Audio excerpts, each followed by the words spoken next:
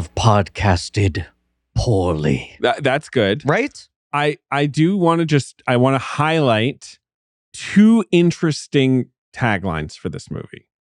One I really like, one I think is really stupid. Is Adventure Still Has a Name, or was that for last? I think that's the second Temple of Doom. one. So the first one is terrible, in my opinion. So bad, so funny that they did this. And this is the teaser poster that's just Indy holding his whip. The man with the hat is back. Okay. And this time he's bringing his dad. I remember. It just sounds like a Macaulay Culkin movie or something. It just sounds so stupid. I remember the man with the hat is back, and I had flipped in my mind that was for Temple and that the man with the hat, Chris. The man with the hat is back. Look at this. The man with the hat is back, and this time he's bringing his dad. Like I'm like, what do I care if he that's exciting? His dad, it's not inherently good news. First half, man with the hat is back. That's fine. It's a little iconic hat. And maybe the iconic he's hat. more than a hat. He's bringing his dad. Yeah, but he is a man with a hat. He was recently on Connections, NYT Connections, things Indiana Jones is associated with. And it was hat, whip, bomber jacket. There was a fourth thing. Anyway, the other tagline I just want to say, I want to say about that poster. Yeah. Beautiful Drew Struzan painting. Really nice painting, although I also think I prefer the main poster painting. Oh, well, that one's incredible. Because it's so nice looking. But you said it's that tagline in Indy with the whip. You should make it clear that painting is that poster is like a Drew Struzan painting of Indiana Jones at a Kmart photo studio. It is like a high school head and shoulders turning to the camera 3/4 profile. I think they settled on a really nice tagline for the main poster, which is have the adventure of your life keeping up with the Joneses. I think that's a clever way to do the family thing. Yeah. That's all. Here's what I'd say. This movie kind of needs no tagline. You just put the poster out and you're here it is, the third Indiana Jones movie, and Sean Connery is his dad. But that's why I think they're saying the dad thing, because they're like, but with the dad, they want you to know about the dad. Sure. It's not just a third Indiana Jones movie, which would probably be enough. Just Indiana Jones, he's here. It is a little bit sad that they didn't come up with Keeping Up with the Joneses first. I think Keeping Up with the Joneses is just really clever. That was the second swing, though. Yeah. That shouldn't have been. No. Not only is it the second swing, but it's also the second beat of the second swing. And here's a cool Japanese poster, which has River Phoenix on it. That's pretty cool. I think River Phoenix is so fucking good in this movie. And I love that sequence so fucking much. Well, we'll get right into it because it's the first sequence in the movie. I'm gonna get ahead of this, right? This is my favorite Indiana Jones movies. I've said it in other episodes. I know it is objectively not the best. I know that definitely Raiders, not as good as Raiders does basically everything this movie does better. They are so similar, and similarly, I'm I can't argue that it's better than the opening fertility idol sequence of Raiders. But the River Phoenix sequence is my favorite Indiana Jones sequence, which is absurd to say when it doesn't have Harrison Ford in it. That is absurd. That's borderline. Not saying it's the best. Not saying it's the best. I have so much fun watching it. It's really great. It is really great. Last Crusade is my favorite, but it also I have really been thinking hard, and I know I don't know if I'm supposed to jump in yet. I never know. I've never known. Absolutely. I did. This was. I did briefly have to think. I thought I was was this the first movie my dad ever took me to see in a theater? 1989. How old would you have been? I was 9. But I realized it wasn't. I researched. It feels a little old for you. Some of the first movies. It made me research the first movies I ever saw in the theater. And the first movie I believe I saw in the theater is actually really, really, to me, quite funny. Which was that I started breaking down the earliest movies I remember. It was this, An American Tail, Home Alone, and Batman. Right, but these are all 89, 90, 91, that era. Then there was an early outlier, which is that my dad clearly had no one to go with and did bring me to see Star Trek 4 in the theater. That's a great movie. But for a 6-year-old? Yeah. For a 6-year-old's first experience in the movie is the 4th sequel. Well, sure, story-wise. But you know what? It's fun because it's they're out of fish out of water, and there's the whales. It is It's a pretty gentle movie. It is maybe the Star Trek movie that is most accessible to a 6-year-old with zero context, which is space people in modern day San Francisco being confused by cabs and shit, and then giant flying whale. It does have like almost Police Academy style gags. And it's a really well executed version of that too. It's like fun. I will say though, all of these things, I love your defense of it. I have a feeling that if I sat my father down and said, "Why is the first movie I ever saw in the theater Star Trek 4?" He'd be like, "Your mom didn't want to go." It was that or me sitting by myself in a way that would have made me sad. Right. Do you remember liking it? I remember liking the experience of seeing a movie. But Indiana Jones, the part of why I felt like Last Crusade might have been the first movie I ever saw was, I was like, I do have those sense memories, and I'm so glad to get to talk about them here, where I'm like, this is perhaps the movie, more than Raiders for me, because of the theater experience. Like, this is the movie that makes me feel how you want movies to make you feel. This is my thing with it. I'm like, I know Raiders is better. And I watch Raiders more because I'm like, I want to study this. It is such a miracle of like construction and craft. And yet, I just have so much fun watching this. And I'm like, this is a perfect example of like what I want out of just like fun, well-made popcorn. Well performed. I like this movie a lot. Chris, though, you had some thought I feel like you were completing. I can't, maybe not. Just the idea of like, this will always be my favorite Indiana Jones because I saw it in the theater. I also have I'm 95% certain it was attached to this movie that, because this was 1989, I started reading comic books around 1987, 88.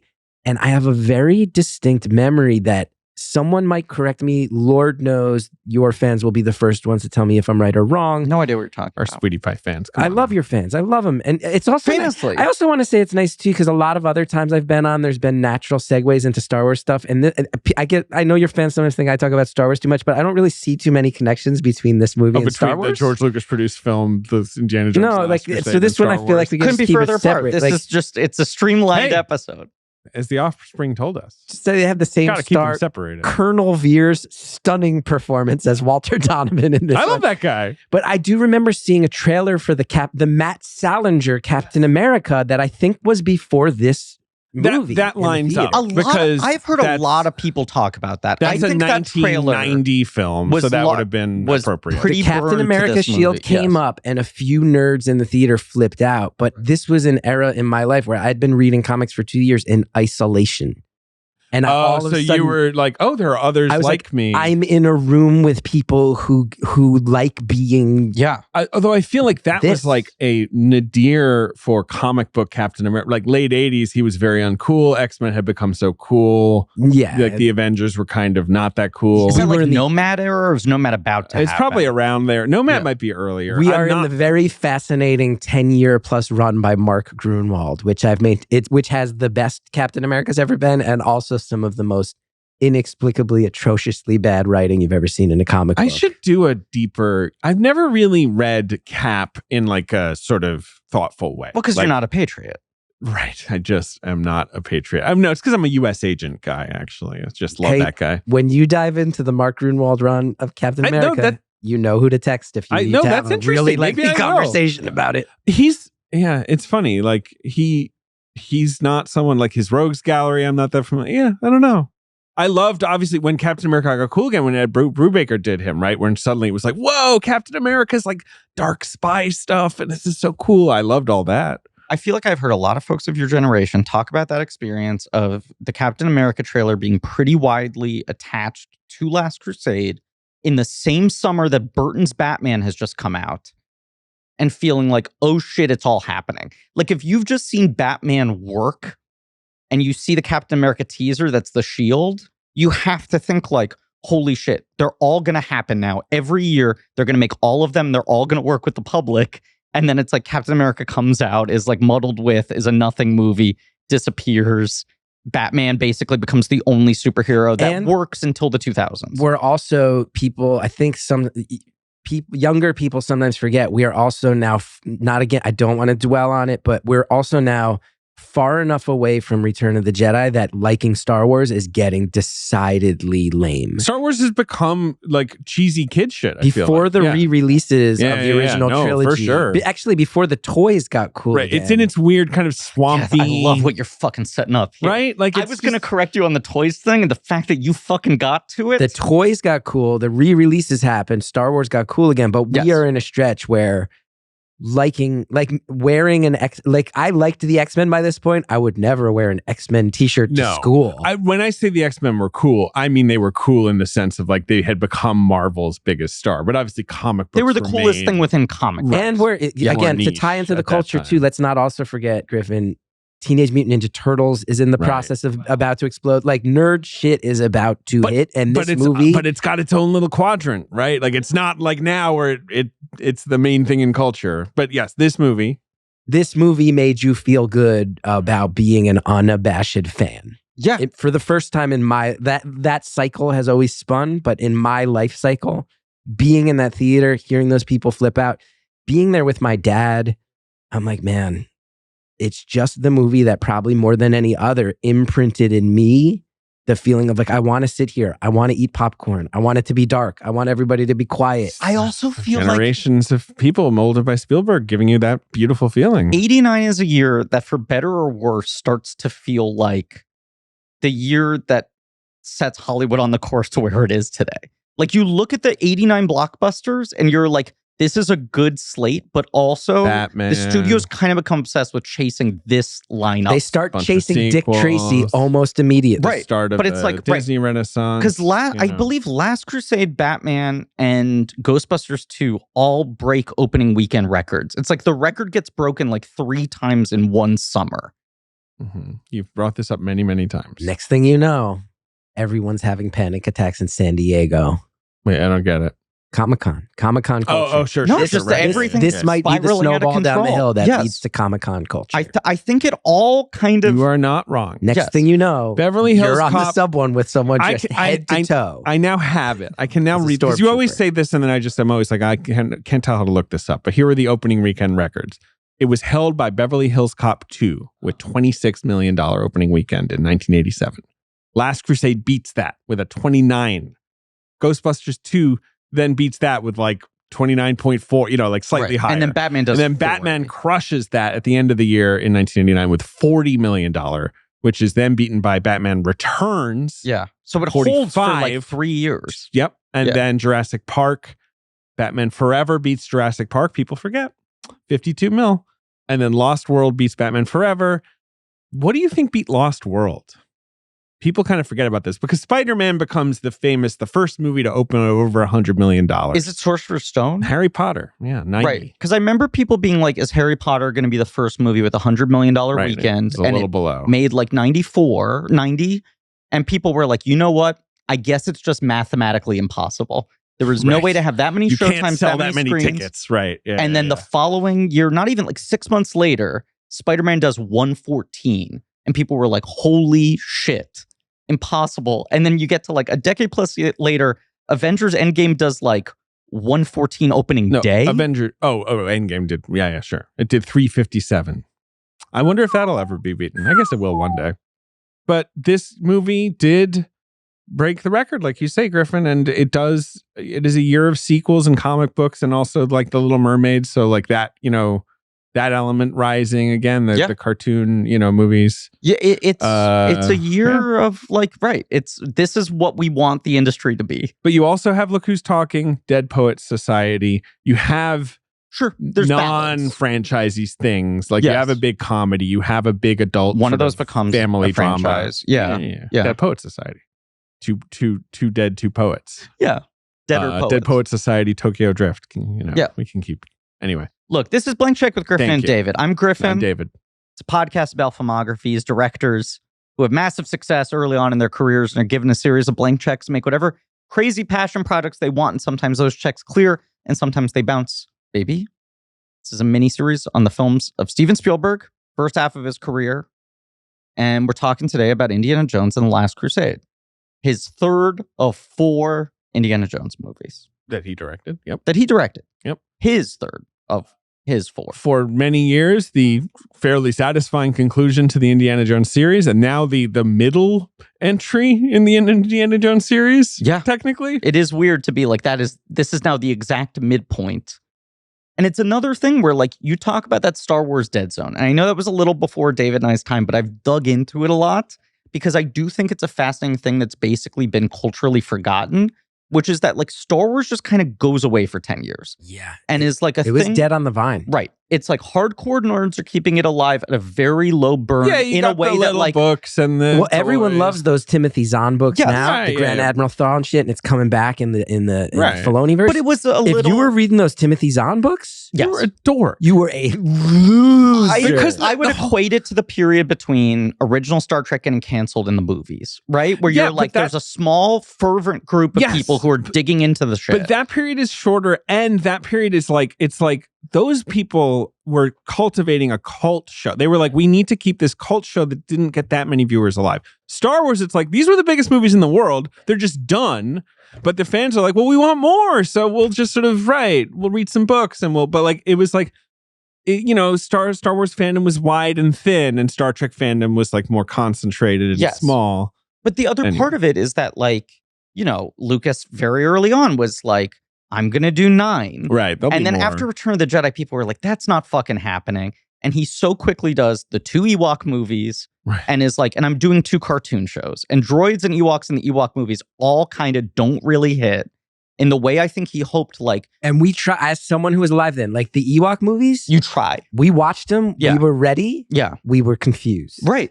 We knew what they were. It's only fair that you were confused. To give you a sense, like, and this will age me, everyone will know that I am truly an exennial, that this micro generation, the Oregon Trail generation, as some that we're called, the exennials. We had Apple IIes with Oregon Trail in our classrooms. Here's what it meant to be a Star Wars fan then, is that I was on a pre-World Wide Web internet where you would dial in from your computer to individual BBSs. And when I tell you there was one that I found in Whippany, New Jersey, that had an archive of Star Wars fan art that you could spend hours downloading on your 2400. It would take a 2400K modem, but like, someone drew a picture of an AT-AT Walker, and you can dial this BBS and download it because someone's making fan art. Like the level of loserdom that I just described, that I actively participated in and was that kid. Of like, I like Star Wars, so I have a floppy disk of fan art that I'm downloading from a BBS in Whippany, New Jersey. Like, that's where we were at. This idea that every store was going to be stocked with lightsabers, that there would be an entire theme park to go get lost in the immersive experience of this. No, you're using your computer to sit for hours communicating with another computer in Whippany, New Jersey. That's what you have to do. You have talked to me about, and not said with sadness, just kind of an objective reality, that when you were starting out at the UCB theater, you were like, the cheat code is, if you make a Star Wars reference, everyone in the theater will laugh. Especially when you were on the road doing college shows. Because you're just like, the people who come to improv shows are the exact people who have this knowledge base in their head, and they don't hear other people say it out loud. And you even look at early Conan O'Brien, and there's a similar thing of them making jokes about deep cut Star Wars characters, which is like, they know their audience. They're going to pop if they hear Lobot or Bosk, right? And you're like, now if you say that, people are like, yeah, Bosk is at Walmart. Everybody, my kid knows who Bosk is. Everyone knows who Bosk is. My 5-year-old son is a Bosk. Your kid's going to know about Bosk. Also, I just want to say, I did not come here to talk about Star Wars. Of course not. We're not talking about it. I had a real firm intent to not dwell too much on Star Wars. So just understand that this is a cultural discussion about the impact of 1989 that I did not lead, everybody. Indiana Jones and the Last Crusade. When you're seeing this in theaters, Chris. Let's say our guest today. Oh, sorry. Go ahead. I didn't realize we hadn't introduced him. These blankies know. They know. Fuck I am. I'm the bad boy of Blank Check. They forgot Check. about Chris. The bad boy of Blank Check.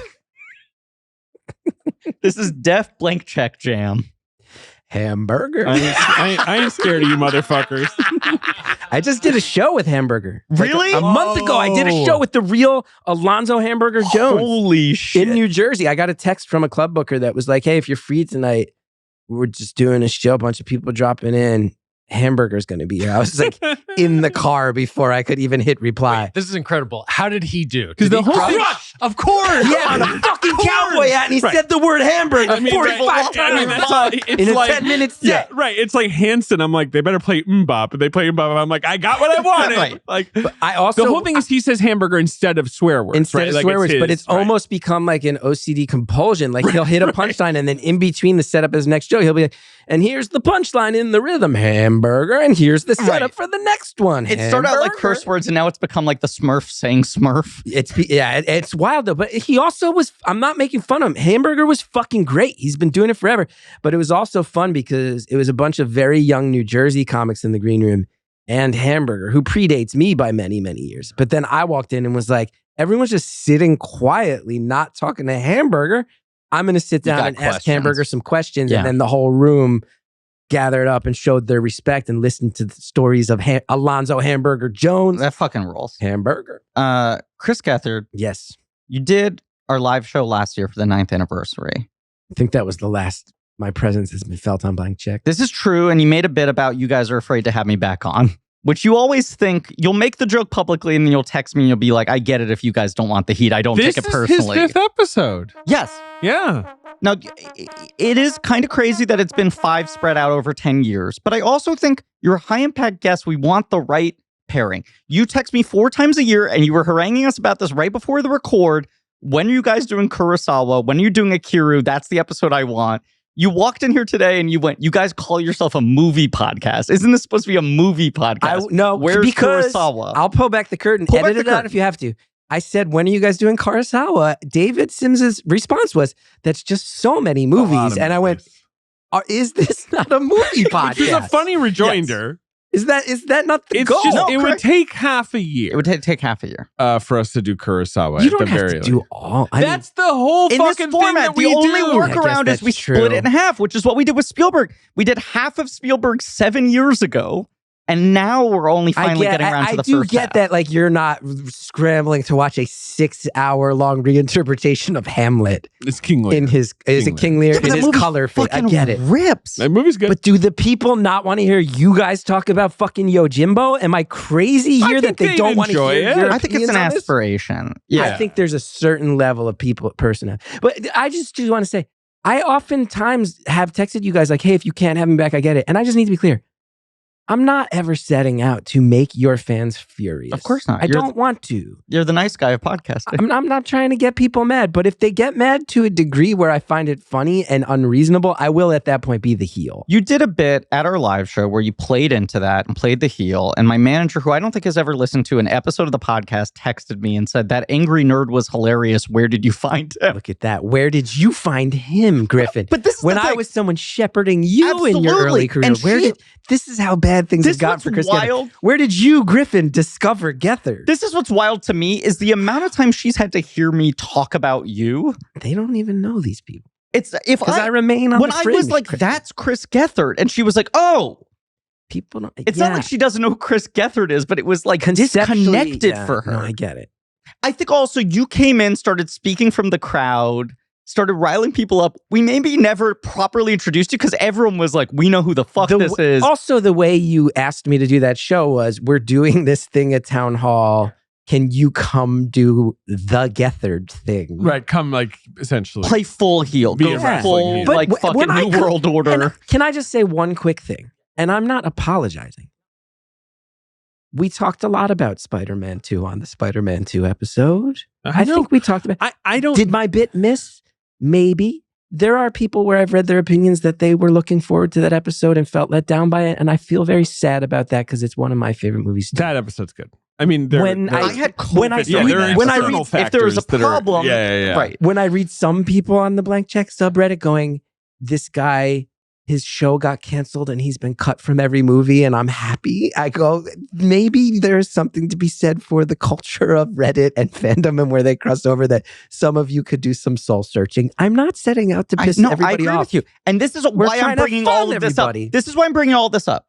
At the end of your bit, you walk off stage and we had a moment of genuine, earnest reflection in which we just called out This whole podcast doesn't happen without you. We used to watch your show. We were obsessed with you, exactly. But I mean, it's like basically David and I bond over the ritual of the Gethard show. David wrote a very nice review, and I believe you interviewed him about that review for the Gethard show. No, Alyssa, who saw both of us being really active in the community, was like, you guys should be friends. But also, I meet fucking Hosley because Creek in the Cave hires him to take over as producer of all of their podcasts, but specifically Talkin' TCGS, which was a weird Riley and I were already doing.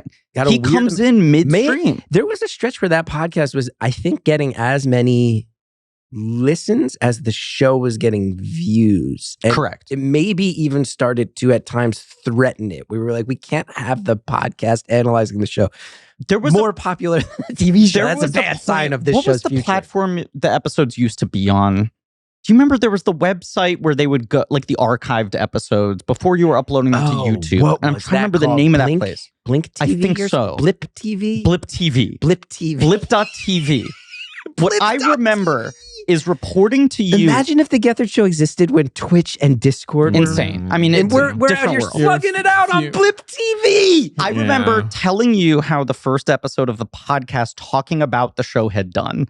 And you said, that's more listens than Blip TV reports we get per episode. And it forced you to look under the hood and be like, is Blip TV's algorithm wrong?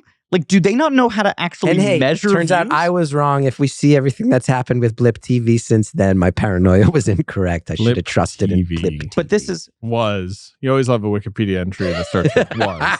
10 years of blank check, a decade of dreams. Yeah. It feels very important to have you back on. You're getting them mad at me right now because they're going just talk about Last Crusade, guys. Why do all the Gethard episodes have these long ones? Mad. Let's talk about Indiana Jones. And David is famously not in a mood today. You can match me. I'm being a really good boy. He's being a great boy. Well, being a really good boy. We're mirroring the movie in that we're starting off the episode by talking about the early days. Great. Correct. But now we're going to swing into talking about the subject. Geth, tell me about your relationship with Indiana Jones up until the point of seeing this movie. Had you seen the others? The first one I see is Last Crusade in the theater. Yeah. The second one I see is that my parents used to take me, there was a campground called Otter Lake. It's still there. It's in the Poconos. North Jersey, that's a good, cheap vacation. Go camping at a campground in the Poconos. This campground is one of these places that has a camp store. That's the first place I ever bought comic books. They also did movie nights, and I see Raiders. As part. It's screened at a campground in like a little outdoor pavilion, which is a really beautiful way to see Raiders. In your memory, is it a print? Are they like showing a print, or are they like projecting a VHS? It's a VHS. Okay. Yep. I would be shocked if they had. No, they weren't. They didn't have a projector out there. We went to very different summer camps. This is true. This is true. I'm not going to deny that. It's the old days. Touching on things that make listeners angry. I'm not going to deny that. All right. My parents were like, where's the cheapest place we can go? These people probably like literally prop up a big screen TV. No, it was on a screen. They would project DVDs at my summer camp, but I do feel like there was a weird culture. It's the only reason I asked the follow-up question. There was a weird culture of like 16 millimeter prints existing of blockbuster movies that were basically just for like Boy Scouts and shit like that. I wouldn't be like shocked. Church showings. In my memory, it wasn't like, I want to tell you that I can still hear like the crickets and smell campfires and hear the like of the film starting. I wish probably I could. a VHS. Probably a VHS, but I would argue Crusade in the theater and then double back to Raiders of the Lost Ark with your parents at a summer camp surrounded by other kids. This is the stuff of childhood. That is dreams. 80. That's an 80s childhood. Yes. And then do you immediately jump to Temple to fill that in? Temple I don't see for a few years. From what I remember, one of my best friends in high school and later one of my college roommates, he has a VHS of Temple that I don't watch until high school. I don't think I saw Temple until just it was randomly on TV or whatever. But I do feel like a lot of the most iconic things I knew about Indiana Jones before seeing any of them were images from Temple, which is weird. I think we talk about it in that episode, but there was such a media frenzy around look how fucking jacked Harrison Ford got for Temple that I think the imagery of him with like the ripped off sleeve and the machete and his chest showing was for a long time kind of just one of the most repeated Indiana Jones images. And him tied up to a stake, I remember feeling like that was really scary in my head. And again, I haven't rewatched all of them for recent purposes, and I know I will also say too, I'm not obsessive with Indiana Jones. Him, the big ball chasing him, that's Temple as well. That's Raiders. That's the iconic image then. But they were jumbled up in my mind. But yes, it's Last Crusade in the theater. It's Raiders at a summer camp. You're making me realize all three indies have a big he's tied to something scene. Like the first one has him and Marion while the Ark is being opened. The second one has him tied up while they're like hypnotizing him. This one he's tied to his own dad. Yes. And then, they talking about fucking. They are talking about fucking. Lady. Tied to your dad. The bondage. They're talking about fucking I mean, we have to talk about this later. It's a huge part of this movie. A movie that is largely airy fun with this sort of silly, weird thing at the center of it of like, they become Eskimo brothers. They both had sex with the same woman who, again, like back to back, too. Also, though, like the psychology of Steven Spielberg making the Nazi that they both had sex with undeniably super hot in her Nazi outfit is. I am now old enough to realize the psychological layers of that are very strange. I want to see if there's anything on that in the dossier because I do wonder. When she's dressed as a Nazi. Yowza. Empire of the Sun. I mean, I agree. Empire of the Sun's the episode right before this, correct? Yeah. Just because we've been recording a little out of order? Correct. Yes. Okay, so Bilga, our friend Bilga Beery on that episode, put forward the notion that the big shift in Spielberg's career is like at about the midway point, he shifts in the perspective of making movies from the vantage point of a son to making movies from the vantage point of a father. And that this is kind of the fulcrum movie because it's dealing with both sides of that. Sure. Which is very interesting to me. And I think through that prism, this movie's relationship to sexuality is very interesting. And how weird, like Spielberg's relationship to depicting any form of sex in movies, or even really talking about it is, but also so much of his core trauma being related to the like cuckolding of his dad and being too aware of the sexual lives of his parents and all this sort of shit. It is just funny that this movie is like an Eskimo Brothers family adventure comedy that just kind of like won't move on from that. But that also it's like you've set up these Indiana Jones movies that have this sort of like James Bond style. We're going to have a new love interest every movie. And then this one basically does the fake out of just like, she's not a love interest. She's a villain. And for the second half of the movie, it's going to be him and his dad kind of having weird conversation about the fact that they both fucked her in the past. I also have been rewatching. I just finished really deeply meaningful to me. Rewatched the original Star Wars trilogy with my 5-year-old, which anybody who's heard me on the show can imagine that was like very, very real for me. But I am. Was he like D+? No, medium. He loved him. Of course, he loved him. And you know what else? Who was are his also, guys? Here's a thing that's really, really not cool to talk about Star Wars in this. I mean, he did love. This movie has so little to do with Star Wars. We can't focus on it too much. Loved Obi-Wan. Loved Obi-Wan. Loved every time Obi-Wan came back. It is sad to see though that kids now grow up with enough spoilers that like another kid had told him. He already knew about Luke and Vader. Yeah. He knew so much about Yoda that you realize the magic of this little impish creature. Right, turning out to be a wise old... They all, he had... I wish I could have seen that cold. I mean... I saw that cold. I saw it cold and it blew my mind. I think I already knew like Yoda's wise. All right, we're not talking about the only reason I wanted to bring it up, because I don't want to dive down the Star Wars rabbit hole, is that both Han Solo and Indiana Jones are also by modern standards. And who cares? But I'm like, oh... Harrison Ford played a real good sex pest. I don't think Indiana Jones. Okay, so here's I don't know, man. Here's him my in take. Venice, like here's a flower. He's a little. He's a Pepe Le Pew level in the Venice scene. I agree with you. He gets off the boat with her. He like basically starts rubbing his dick over his pants. He's like, I gotta fuck this broad like instantaneously. Can we just get that sound clean one more time?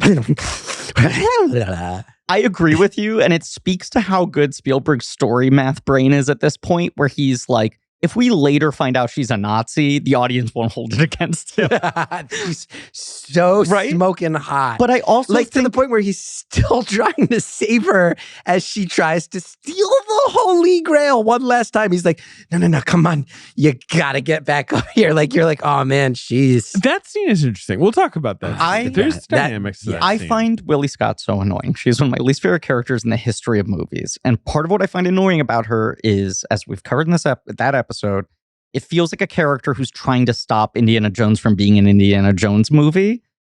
And the tension between the two of them is just him being like, I'm Indiana Jones. Sooner or later, she's going to fuck me. I'm just kind of sitting here being like, okay, lady, until she finally breaks down, right? What I think they correctly identified and sort of recalibrating for this movie is like, man, you know what's Harrison Ford magic? And the thing they stumbled upon that you wouldn't think would be his superpower is like the back and forth between him and Leia and this guy who's so fucking cool and confident being a little flummoxed by like, fuck, I wish I didn't care about you. Yeah. And you can actually needle me. There's character growth with Marion has that because of the history, and fucking Henry Jones Sr. has that, where it's fun to watch Indiana Jones be like, fuck, I'm pretending I don't care. I'm also want to say too, I'm not bringing it up to be like sex pest. Let's cancel Harrison Ford's early characters. Just like, oh, society has changed. This does feel jarring. Like my kid will watch Indiana Jones someday and be like, it's kind of aggressive with girls, Dad. Like it's, yeah. You go, oh, I'm not saying like, I don't care. And I'm not looking for a debate on it, but I'm just like, oh, whoa, like the shifts stand out that like, this was the most charming motherfucker of our childhood twice. Two franchises yes. Oh, yeah. of him charming the shit out of all of us. And you do flag it pretty quickly in 2025. I just think there's an interesting kind of rug pull on this movie, like sort of emasculating him halfway through, because the second his dad enters, it's like he's infantilized, and also his dad's like instantaneously calls him sir. Right. And also his dad's like, yeah, I fucked her. You know, and it's just sort of like it kind of defangs that weird sexual element of him in a way where it's like now he's like a little boy. Also, the reveal comes via she talks in her sleep, which I think famously was an improvised line. It's a very good line. Or either improvised or maybe suggested by someone. Let's open the dossier. Before Indiana Jones and the Last Crusade, Steven Spielberg was supposed to make Rain Man. That was a masterful moment of leadership. Thank you. Leading us out of our manic. Well, please, I'm going to keep leading. And just it was good. You're really good at tell this. you, Geth, things we've covered in the previous Indiana Jones movies. Spielberg really wanted to make James Bond. They kept rejecting him. Lucas comes to him and is like, I got a good idea. This is like the James Bond killer. But when he brings it to him, he's like, if you make it, you have to promise me you make 3.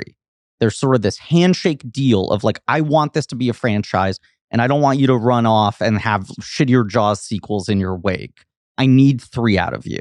So he's not contractually like tied on paper, but he owes a third Indiana Jones movie. Like a pinky swear. Totally. But I don't want to talk too much about George Lucas. He doesn't have much to do with They're working on scripts for years, right? And it's just sort of not happening. And Spielberg has this attitude of like, I'm not going to do the third one unless I like the script, because we kind of got eaten alive on Temple of Doom. Rain Man, a Martin Brest project. Martin Brest drops out. Steven Spielberg works on that project for a long time. Of course, he eventually drops out for reasons that Griffin is kind of setting up, and Barry Levinson takes over and wins Best Picture and Best Director. Which are trophies that Spielberg obviously was hunting for in the 1980s. Desperately. Also interesting to think about him potentially working with Tom Cruise 15 years earlier than he actually does. He was working with Dustin and Tom Cruise on it. Like, it's a whole thing. And he says they just could not get the script where he wanted it. And they hit this point where they were planning on an Indy 3 Memorial Day 1989. And he was like, I'm just going to have to stop doing Rain Man because like I won't have enough time to do Indy, essentially. So, he's made a lot of grown-up movies, right? Like before Last Crusade. He's back-to-back made Color Purple and Empire of the Sun. These two sort of like conscious departures from like the Spielberg type of movie. And Temple of Doom is also like a Spielberg movie that's kind of fighting itself. I think the public is like, can you go back to doing something? Can you go have fun? Be a showman again. The other movie, of course, that Spielberg almost does is Big, which was written by his sister Anne. And he wanted Harrison Ford to play the part, to play Joel, right? Is it, yeah. Imagine Harrison Ford. I don't. On that big piano. Josh Baskin. Harrison Ford at FAO Schwartzfield. I just don't see that at all. I want to design toys. Just pointing his finger at people. And I like candy. He decides that he would be stealing his sister's thunder in a way. That's the way he sort of puts it. And he steps aside. Which, look, I think was smart, and like the path works out better for everyone involved. Harrison Ford has had kind of a great run post Temple of Doom. He does Witness, gets an Oscar nomination. I still think it's one of his best movies. Turns out Witness, very good. Every screenwriting book talks about Witness. Witness incredible. Yeah. Then he does another Chinatown movie. And Witness. Another movie with Peter Weir, Mosquito Coast, that I feel like at the time is mixed reception, but is a good movie. He talks about that as being a real turning point in his career of like, this is not what the public wants out of Harrison Ford. I can't fight it. They're bought into the brand, and they don't care about me going and doing something I find interesting. They want to see me play the hits. But it's an excellent film with an excellent performance. And then in 8080 does Frantic. That's not a huge hit, although it's not a bad movie, the Polanski movie. And Working Girl, which is a great hit for him, and I think a nice swerve in terms of the kind of thing he can do. It's a good diversification movie of just like this guy's movie star like power is expanding. While Spielberg and Ford are off doing all this stuff, George Lucas, who we're not going to talk about much, apparently, don't have that much to do with this movie, developing whatever this will be. Tentatively, initially, The Monkey King was the name of this entry. Sure. Which is like ancient Chinese mythology, a very big figure. He says at first he had said to Steven Spielberg, like, what about the Holy Grail? And Steven Spielberg had been like, meh. Then he, he goes over to the Monkey King. Wait a second. Oh, I see. Spielberg says when he said Holy Grail, he was like, are we going to have like rabbits jumping out of, like he was like Monty Python. In his mind, the shadow of Monty Python was too big to take Holy Grail seriously. I guess so. Respect. I like that. So this Monkey King idea, which Chris Columbus, writer of Gremlins at that point, sort of is a big Amblin, in-house. Developed something. Eventually, is called Indiana Jones in the Lost City of Sun Wu King. Okay, not rolling off the tongue. Not for that me. catchy. But has this prelude set in a haunted castle, which was something they'd thought about for Indy 2, of like, what if we did like a big haunted Scottish castle with Indy, and then mostly it's like. Set in the Far East or whatever. This all gets junked. They eventually just like forget it. There is, I think, a script you can read out there though. Like there's something out there that people have found. And that's when George Lucas is like, please, Holy Grail. Can we do my idea for the Holy Grail? There also have always been the rumors that Diane Thomas at some point was developing a version that was the Haunted Castle expanded at large. The Haunted Castle thing was just around for a long time. They're like throwing a lot of shit at the wall. But Spielberg was like, I just did Poltergeist. I don't want to do another haunted house movie, even if it's a castle. Lucas is Holy Grail. Spielberg is like, can we put his dad in it? Spielberg has said, basically takes total credit for like, I was the one who's like, that's Holy Grail is not that interesting to me. The dad thing is interesting. Weird. I wonder why Steven Spielberg was insistent on putting a complicated dad relationship into a movie. So he's like, we can do a character study here. Like there can be some juice there. And George Lucas said, how is that conducive to the Grail search? Sounds like George was a real fun guy to chat George Lucas with. Famously does not like using interiority to interrogate his own relationship to his father. It's just like, no, Darth Vader's just based on. And so Lucas is people. like, well, the dad could be like the Grail hunter in a way, right? Like that could be the thing. And Ford likes that idea. They bring in Menno Meyjes, who wrote Color Purple. Of course. A Dutch white man who wrote The Color Purple. They don't like that script, so they bring in Jeff Bohm, who is the credited guy who had done the Lethal Weapon movies. Big thing I read, Bohm banter! Said, yes. Well, also that in the Menho script, to a certain extent, Jones Sr. was the MacGuffin. You had this thing of like, he's been kidnapped, he's gone missing, looking for it. You don't get to him until the very end of the movie. And Jeff Bohm's like, that's the halfway point. Right. You want at least half a movie of them riffing off each other. I was actually shocked rewatching it to come in today. It's deeper into the existing movie than it's 48 minutes in. Yes. That Sean, where I was like, oh, you already have a really good, fun 48 minutes. Like imagine before Sean Connery even appears. Yes. And imagine if he didn't enter until they like got to the cave at the end. And I feel like we talk about so many modern movies that do this, right. Especially like Lego sequels and shit, where they're like, and then at the end you bring out the old guy or whatever. And you're just like, no, we want to see it. Like, it feels like sometimes movies outthink the big blow up, like pop at the end of the movie.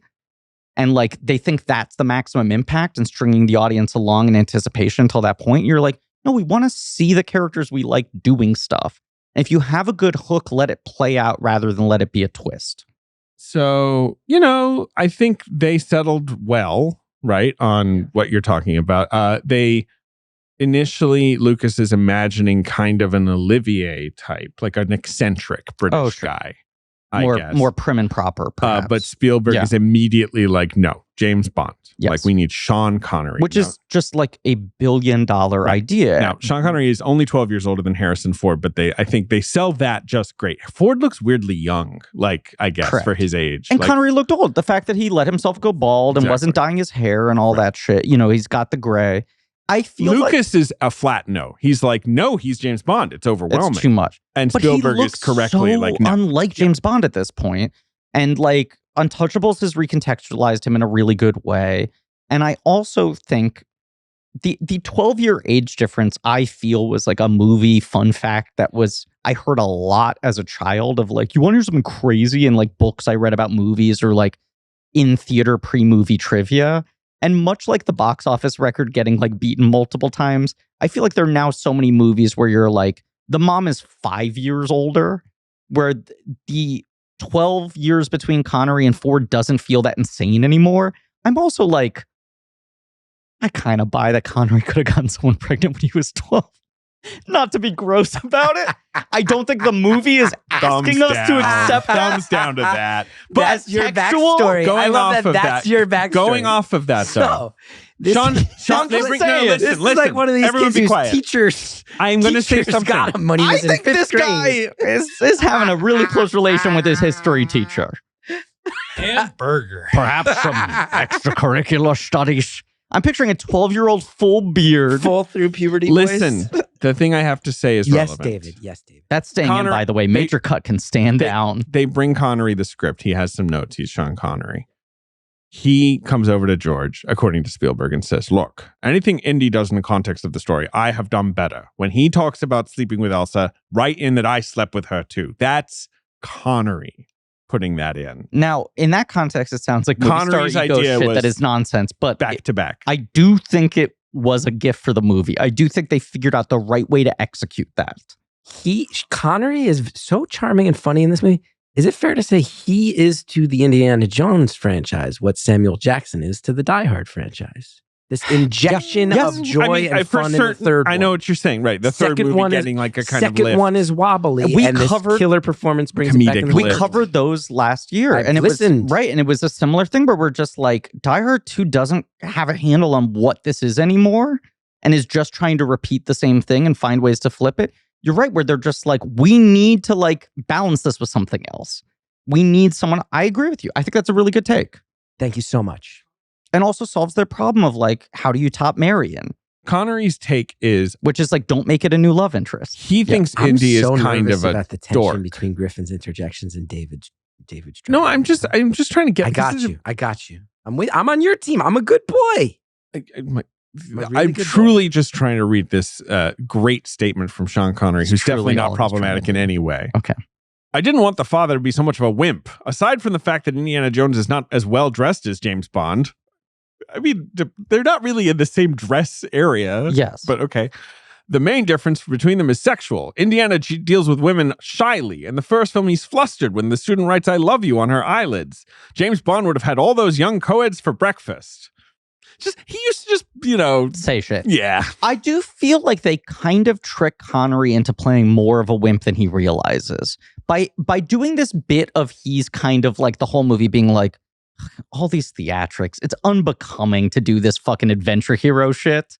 Like the intellectual aspect of it, even if he's like fucked Elsa first, it does have this vibe of just like, he is a man of letters, he is smarter and more mature, and he's unimpressed with everything Indy's doing. Gives him alpha energy of I don't know how to use these guns and planes and shit. And when they're in the car, he's just like, go faster. It's like a perfect balance of the two things. I think they found really a way to satisfy his I need to be the coolest guy note in a way that is funny and gives Indiana Jones more to fight against in terms of feeling low status. But I also think some of that is to give credit to the filmmakers and the choices surrounding it. Like, is not some of that intentional in the themes of like, nobody thinks their dad is cool. Sure. When you're young. Yes. And then you grow up and realize maybe your dad has done some cool stuff. And then obviously the other side of the coin, which I think the idea of this being the fulcrum between son to father in Spielberg, you go, in a movie that is weirdly almost all set pieces and almost all big adventure fun, that line Sean Connery has of like, I never even told him anything. It would have taken 5 minutes. Weirdly emotional to watch as a dad right now who has thought a lot about my relationship with my father and my relationship with my son. You did a great one-person show that is available for public consumption. On Audible. On Audible. Listen on Audible. That is all about that, about you sort of re-examining your relationship with your father through the prism of being a dad. That line always, I mean, I will also say, and I don't want to jump too far ahead, like, I do have such a distinct, you know, when you learn how movies work, some of the magic goes away. I remember being 9 years old, and when the tank went off the cliff, I was like, "Oh shit! Oh, Indiana you Jones is dead." Yeah. Okay. I had not yet been trained. I hadn't been trained that was never going to happen. Yeah. So that moment really stands out to me. But rewatching it today as a dad, of like, it would have taken 5 minutes. Here's the other thing I think this movie is very clever about, is like the real narrative spine of this thing, or let's say the emotional spine of this, is that like Indiana Jones would tell you, I'm nothing like my father. Right. I hate my father. Not hate, but he resent my dad. I didn't really know him. He and I didn't know each other. He was not there for me. And I think it's the brilliance of the opening sequence, which kind of does this mislead of like, Indiana Jones had one encounter with this random stranger who seems so fucking cool and mythical that he modeled his whole life after him. And yet this movie is like, Indiana Jones doesn't realize that he's become his father. That so much of what he does is informed by his father. And he's like, I'm different. He accuses his dad of like, you bailed and dodged all responsibility, when the only reason he's here is because we watched him climb out of a window to not do his job at the university. Correct. And not to jump all the way to the end, but it's like the thing of Connery on the floor talking through the things he hopes Indiana Jones has digested about the Grail. Yeah. So that he can make it through the traps, and Indy's running in his head, and it being this sort of silent, disconnected dialogue between the two of them. Although I would argue, Griffin, and we can pin this for later, I would actually argue that the narrative spine of this movie, strangely, is an ode to the wonders of transportation. Okay, well, I'm interested in that. You're lighting let's get David to that up right now. I want to just say the prologue, the young Indiana Jones prologue, is another George Lucas idea that Spielberg is also very resistant to, kind of, again, Spielberg being like, I've kind of done that, right? Like, I've done so much, movies about kids and stuff like that. Also, do we need to like explain Indiana Jones? Which I'm like, this is the good version of what I hate every time a modern franchise movie tries to do it. This movie somehow just like gives you 10 minutes with a lot of like, that's the first time with the whip. That's the first time with the hat. Here's how we got the scar. I love it so much. And part of it's that it's like, they don't hit it with dialogue, that it's all visual and that it moves so fast. And that part of it is like dismantling him as like, this is like a show. This is like a posture, Are there any other films you guys can think of that do the little mini movie before the movie? Like Inglourious Basterds. Yeah, I feel like I mean, my recent fave, The Empty Man. Yeah. I like movies that do that are kind of like, right, like we're going to tell a whole contained little mood setting story. Some of the lore, some of the mythology. I do feel like that is a James Bond thing usually. It's sort of like, we're going to have a whole little James Bond mission happen, and then credits, and then James Bond will begin the main mission, which may or may not be connected that much. There's maybe more of it in horror, like the opening of Scream's a version of that. Yeah, the misdirective, like this is your fake lots lead. Of examples. Yeah. But I do always love that. This one is beloved, right? In general, I would imagine I would be shocked if there's any people that are like, the River Phoenix thing felt like extraneous. Part of it is that River Phoenix is so good. He's really good. He had worked with him on Mosquito Coast, where he was his son. Ford, yes. And like they pitched this to Ford, and he's like, A, I think River Phoenix is a great actor. B, that's the working actor in his age group who looks the most like I looked at that age. Have you guys looked up? I looked up the chubby wet friend. The chubby wet friend. He's really good. The River Phoenix's friend in that little movie. The story of that actor is pretty fascinating. Really? Who's the actor? Pretty fascinating. Who's the actor? Do you remember the name? Right. I am remiss because I took a bunch of notes on my laptop, which I did not bring. But that actor look, if you guys is it fascinating in a way where if we started talking about it on mic, it would bum us out? No, I don't think so. Okay. I think if I remember right now, he's like a fitness guru with a lot of opinions on having been in the Indiana Jones mini movie. Was he credited as chubby wet? No, I forget his character's name, but he's just, he's a chubby friend and he's strangely wet. He's sweaty to the degree of wetness through the entirety of the River Phoenix. They're in the desert. Movie. Yeah, no, it's a warranted wetness. Can I sidebar to Jeff Bohm for a moment? Had like a killer fucking screenwriting career. And you look at this guy, he dies at 50. He's credited on all these like big Amblin movies or sequels or whatever. And you're like, oh, this guy must have been like a Shane Black, Joe Esterhaus, like died in a mountain of cocaine, was like doing high paid script punch up. The answer? No. Okay. He had like a bizarre like heart illness. He died young after a protracted battle. And then you read about him for being this guy who they like brought in to fix scripts and got paid so much and has all these huge credits. He sounds a lot closer to John Hughes, where it was like, didn't like the industry, was a real family man, just had really good story math instincts. And all these things where they'd bring him a script that was like, this has been in development for 10 years. The premise is great, but yet no one can crack it. We keep attaching talent, but we lose them. And he would just be like, here's the problem right here. And just immediately solve it. Like the emotions of it. And you can read his Wikipedia is really thorough and actually very well written. And it goes through like project by project and what his takes on each project. Very few he originated. And it was like one of his things where he was like, Henry Jones Sr. has to come through at the halfway point, like stuff like that, where he would just immediately go, that's the movie. And it's just kind of a tragic loss. The thing about his screenplay, just to note, is that according to Spielberg, Tom Stoppard wrote every single line of dialogue in this film. That I believe which that. was sort of like at that point, Stoppard had written Empire of the Sun for him. Like Stoppard is right. So like all those great lines we were talking about, I think a lot of that is coming from Tom Stoppard.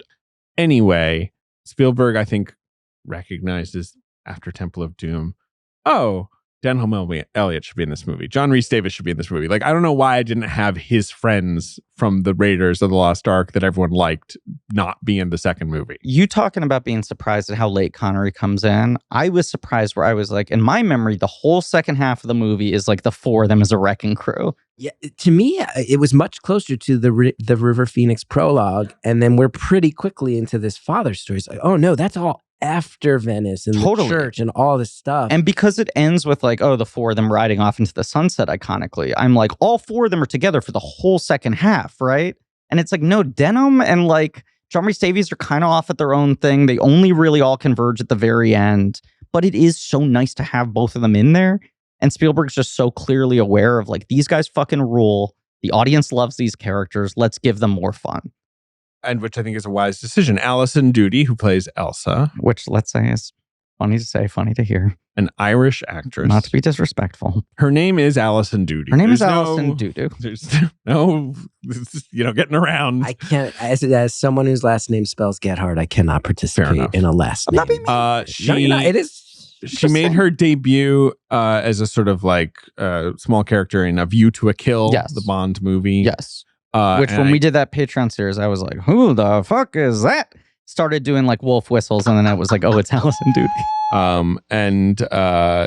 So I guess she's kind of getting cast off of that. It's sort of interesting. She is kind of plucked out of relative obscurity and doesn't really have with Spielberg at the time. Big career. He was like, I want a Grace Kelly. I found this woman. She looks like Grace Kelly. She does have the look, like Geth was saying, like to a T, she. But also, this character is going to be a weird fantasy mystery, creature. It's like, right. It is, again, we'll get there, but she is obviously an extraordinarily attractive human being and is playing an object of affection for multiple characters in this movie. But a costumer made a choice to say she shall be at her most smoking hot while in full Nazi regalia. River Phoenix, obviously, brought to Spielberg by Harrison Ford. Julian Glover obviously had been in The Empire Strikes Back, right? Yes. And, we had him do. I think he'd interviewed for other like parts in Indiana Jones movies before. Like he was very on their radar. We had him on George Lucas Talk Show. A thing that I've told you, and you went like, that's just kind of depressing. You had for Donovan? Him. You had Colonel Pierce? And the He weirdest plays thing, Colonel Veers, right? No, he. Yes, correct. Yeah. Yes, Guy, he's the guy in the AT-AT who's like your favorite character. No, my favorite. No. Piet's your favorite. Admiral Piet. I'm sorry. Admiral Piet is way. I mean, they are companion characters. Yeah, but Admiral your Piet. favorite thing in Star Wars is that sidebar of Empire of the Empire sort of 2 weird, Jedi. He's in both. Yes. The fact that he's just the guy who someone gets killed next to him, and then it's like you're in charge, and he's like. David wrote a very good piece at the Atlantic. Yeah, the Ballad of Admiral Piet, one of my best pieces. And then like he makes it all the way to the end of Jedi. Like he keeps dodging Vader strangling him, even though he fucks up himself. He's in the corporate machine, yes, climbing the corporate ladder, trying to stay out of the way, which is a very relatable thing to anyone who has ever worked in. He's the only Star Wars member of the Empire that they bother to give any arc. Everyone else tends to just kind of die. David, I guess I just don't understand your obsession with bringing up Star Wars every time. I love Admiral Piet so Speaking much. of favorite Star Wars characters, though, this movie has a Kit Fisto, everybody. Who is? Kazim. Kazim is your Fisto. Kazim is the He's pretty Fisto cool of this movie. I thought you were going to say that Grail Knight is your Fisto. There's so much. The Grail Knight is cool. The Grail Knight's maybe the saddest character in the history of the Grail Knight is very melancholy. We need to save this, but when I threw the list to Geth and was like, we're doing Spielberg, what do you want? You responded with a Grail Knight specific. There's so much a statement that might sound hyperbolic, but that I kind of agree with you. What did I say? I'll remind you. But it was your whole reason for wanting to do this movie. You didn't tell me the stuff with your dad, this being such a pivotal experience. You focused on the Grail Knight and you had it taken. I said, you have to do that episode. I have so much to say about the Grail Knight, but maybe Kazim is like the sassy tin. Kazim is the guy. He's the Kit Fisto though, where he shows up, doesn't get much screen time. And you're kind of like, I want to see like this guy. Has where I'm like, I would watch whatever this fucking Brotherhood of the Cruciform Sword bullshit is. Give me a Disney Plus preview. Give me an Andor for the Cruciform Sword crew. I think I can say this. Who's Kazim? He has fucked shit up in his life. He will do so again, and now he's gone. That's Kit Fisto. Years ago, auditioned for what they had said was untitled Star Wars project. And when I read the sides, I was like, this is clearly a young Indiana Jones show. And it was going to be animated. And then I think as like Dial of Destiny was kind of getting complicated, they were like, let's just focus on this and not do the sideshow. But there was going to be a Disney Plus animated sort of like River Phoenix-esque rather than Young Indiana Jones-esque. And after X-Men 97, I think they could pull it off. X-Men 97, some of the best television. But there's nothing like X-Men 97 where it's like people are not only nostalgic for that sort of old throwback X-Men, they're nostalgic for the 90s cartoon aesthetics, the 90s cartoon plotting. Like it's not just that X-Men 97 is like, oh, let's sort of like do a new X-Men. It's like, no, we're picking up the thread of that show. Weirdly bold. It's weirdly bold to go, it's not a new show. Yeah, it's like sort of just season 6. Back. Yeah, like, and also we're just like picking good comic storylines that weren't adapted. Also, everyone who likes this has aged by 25 to 30 years. So like we'll do some stuff you can handle 25 to 30 years. Yeah, it'll be more mature. Age it up enough. It was a wild swing. It was good. The thing that was very funny about the Indiana Jones cartoon thing was usually, you'll get these breakdowns and it'll be like untitled Lucasfilm project, and you read it and you're like, this is Star Wars, but they're trying to hide that it's Star Wars. Yes, they call it Space Bears, famously. Right. This they sent out as untitled Star Wars cartoon show. And I was like, oh, cool, I'm auditioning for a Star Wars cartoon show. And then I read the sides and they gave all the characters alien names, but they talked about being at a university and studying adventurers and wanting to collect relics. And I was like, you're using Star Wars as a cover for it being Indiana Jones. And you've named all the characters like Blork Blork. But I was like, I think I'm reading for either young Sala or young Brody. It was one or the other. Your Watto experience could make you a fantastic animated Sala. I think so. But this show has just not happened. I'm going to push back on Kazim being the Fisto, and I'm going to say this. I'm going to explain my reasoning behind this. Not that he's not your Fisto, but in terms of his function in relation to the movie. And it's what I like about Kazim. Okay. Is that like, you're saying, oh, he's mysterious. I'd love to watch a whole series about him. He's like, he goes a little deeper than this character does in the other Indiana Jones films, the characters that occupy this kind of role, right?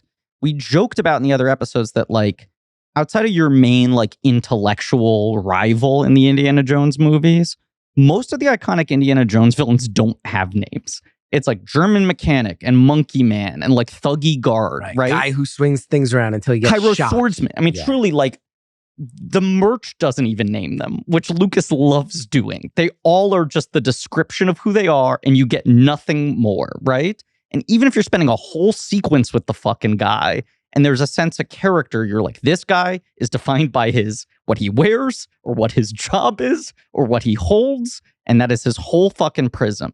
The fact that Kazim, like, introduces himself and starts to explain himself a little already makes him a little less mysterious, and you're just like, oh, I'm not used to, like, Indiana Jones, like, side goons being fleshed out to this degree. And I similarly think it's a nice surprise when he pops back up again. Where you're like so blatantly facing away from camera until he...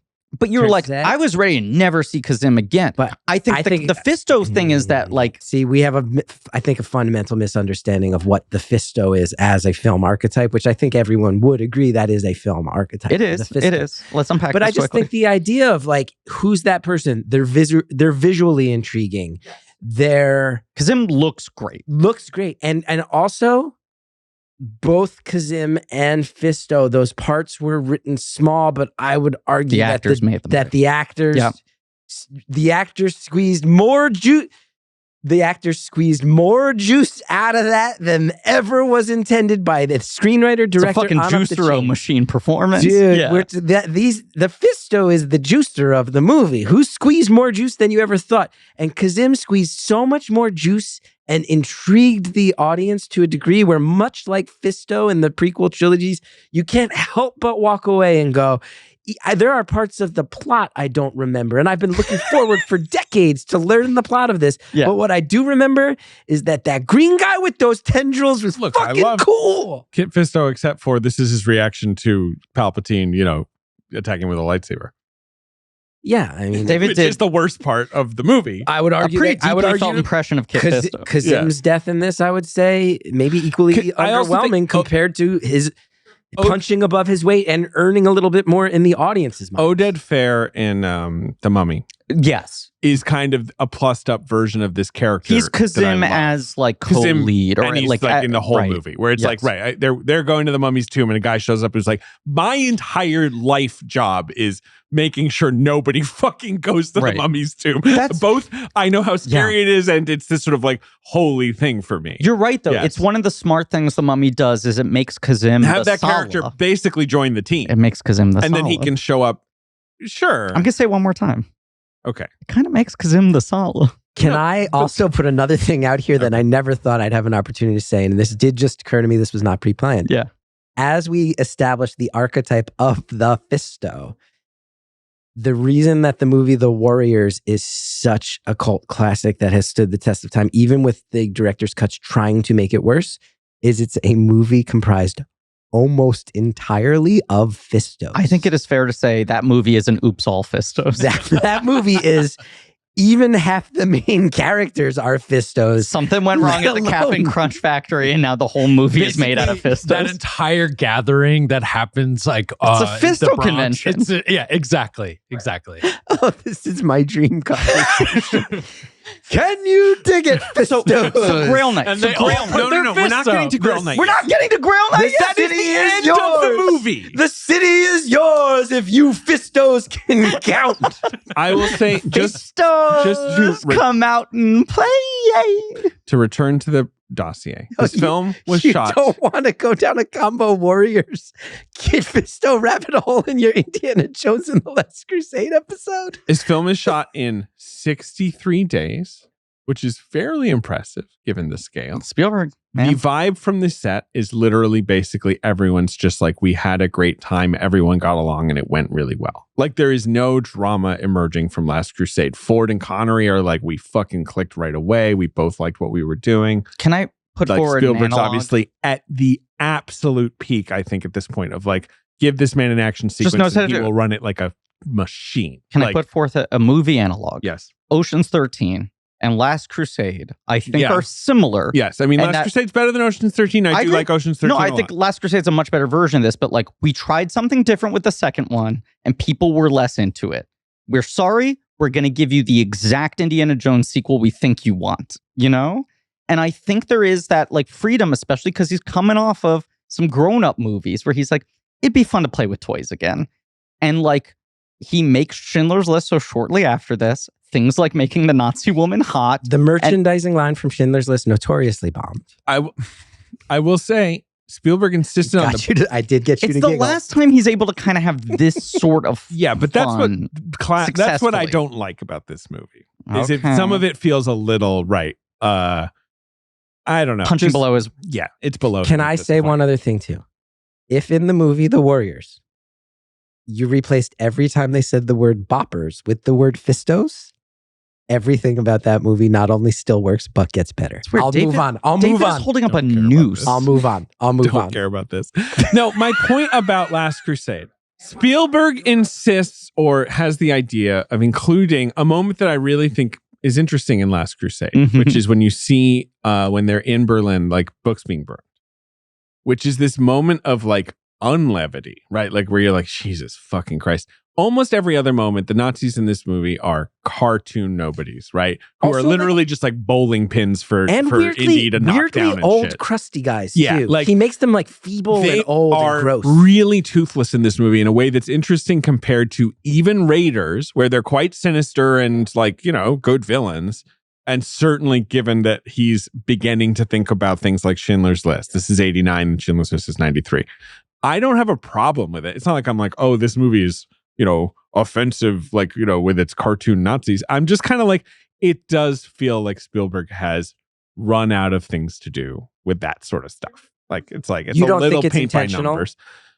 That they're so silly. I mean, this movie is silly. This movie has a very good like tone to it that it doesn't deviate from. Even the book burning scene, though, I'm like, it has this. It puts a pit in your stomach, and it has since I was a kid. It does, and they're marching, and it's one of the only moments that really does that. But then it goes on so long that you do start to realize, like, even with all this, they're just marching in a fucking circle, sniffing their own farts. Right? There is like you don't think there's any part of Spielberg that's like, fuck these Nazis. I think there is. They're toothless, and our two main heroes sleep with one of them. I think you know, like, have we talked about I think the Nazis are scarier in Raiders. Scarier. I think weirdly, I agree with you that there's sort of like a more pointed kind of like fuck these clowns. Yeah. Yeah. In a way, as much as he makes them goofier, and this movie has so much more of a like cartoon tone, it does feel like he's attacking them in personality and like culturally a lot more. I even think the like Hitler signing the Grail diary thing, an insane moment, is like a moment of just like, right, this guy's just like a fucking narcissist, right? Like all of this just came out of this guy with like a complex who like literally when handed the thing he's hired goons to find for him, still just thinks that like, some right. You want my autograph, right? There's also just on like a contextual note, this movie I did realize, I'm like, oh, these guys who are actors, who go to school for it, who train, who work really hard, who get to it and a level where they can be in major motion pictures, and then they happen to look enough like Hitler to credibly play Hitler. Well, you never wanted the phone call. You get stuck. But you know what I mean? I'm like, damn, man, that's a typecasting that's real weird. We've talked about in other recent episodes, like the world of people who are that for Lincoln, and that's a much better silo to be in. There's Hitler guys. You know, there's a Rolodex of Hitler guys in casting offices. Like you'll book shit, but you got to keep putting on that little fucking mustache. But I just want to tell you guys something that it seems you do not know. Do you know who plays Hitler in this movie? I always forget. It's Michael Sheard is the name of the actor. But do you know another role that he played?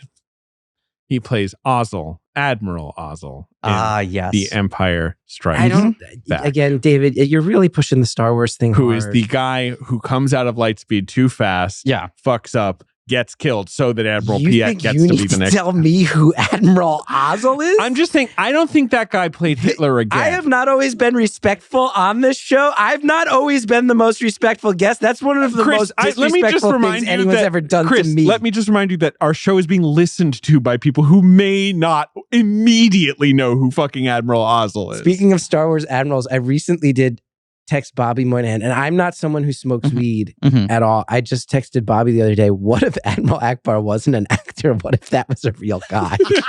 What if you were like online at Trader Joe's and the guy checking out in front of you and you could be like, oh, yeah, big fan. I don't know if I can repeat it, but Bobby Moynihan's Akbar bit he used to do at the UCB. Oh, no. No, I can't say, but was incredibly good. Can I close two loops on two things here, David?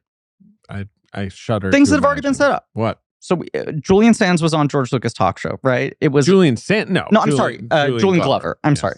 When I told you that, you were like, "That's depressing for him." Yes, that he had to be interviewed by you guys. Yes. And I think it was in London. We were doing an all-day stream of people who have been in movies with Harrison Ford and using that as the thread.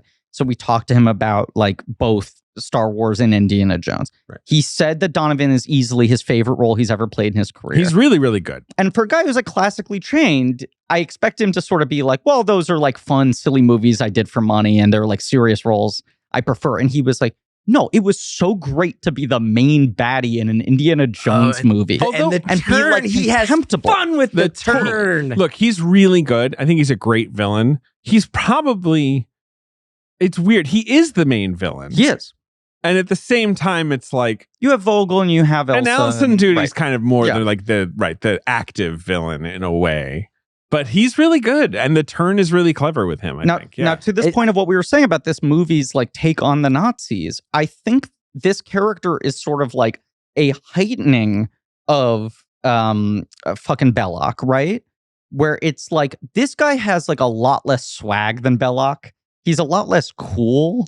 He's just kind of a dork in a certain way. He's like a rich dork hobbyist. That's the thing. He's like all these jerks we have to deal with now. Where it's very weird. Where I'm like, you don't even have an ideology. Probably you became a Nazi because you want the Holy Grail. Because it's like the best. I just want to live forever. And we're living in an era where some of these billionaire assholes are trying to figure out how to live. Belloc is sort of just like, I don't, when Indiana Jones is like, you're working with Nazis, he's just sort of like, I don't think about things that way, right? Like Donovan is like doesn't really coming up with moral justification. I joined the club so that I can like get the Holy Grail. Right, and then has this terrifying line of like, I'll be living forever long after the Nazi party's dead. Like, it doesn't matter what I did to support them.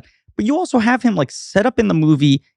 The way the film introduces him, it feels like he is the guy who sends Indiana Jones on the mission, not the guy who's going to be his rival the whole time. Right. Yeah. And you're like, he fits into that role of just being the guy who like introduces the MacGuffin. But of course he's a little too slick. Yeah, it's a little too. But I'm like, I think there's something fun to this character being like, these guys are not cool at all. And people who do this are like morally bankrupt and like uninteresting. But, okay, all right. Can I just before we move on totally from one other thought, I just got to give props.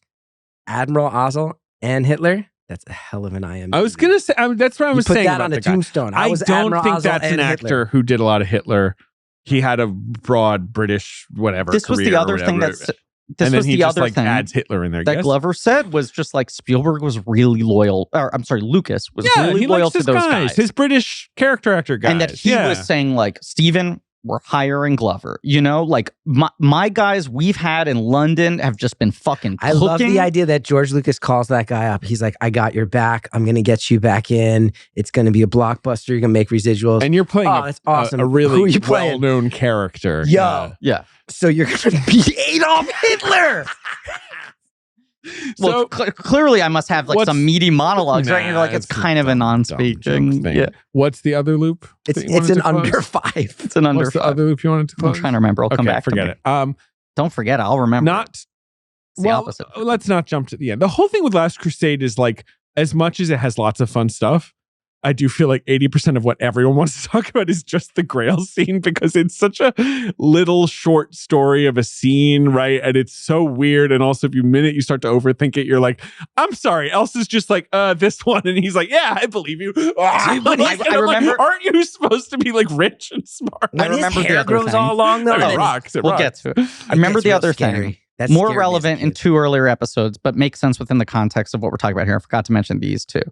1941. Have you ever seen it, Geth? I have not. Blank Spielberg film. Yeah.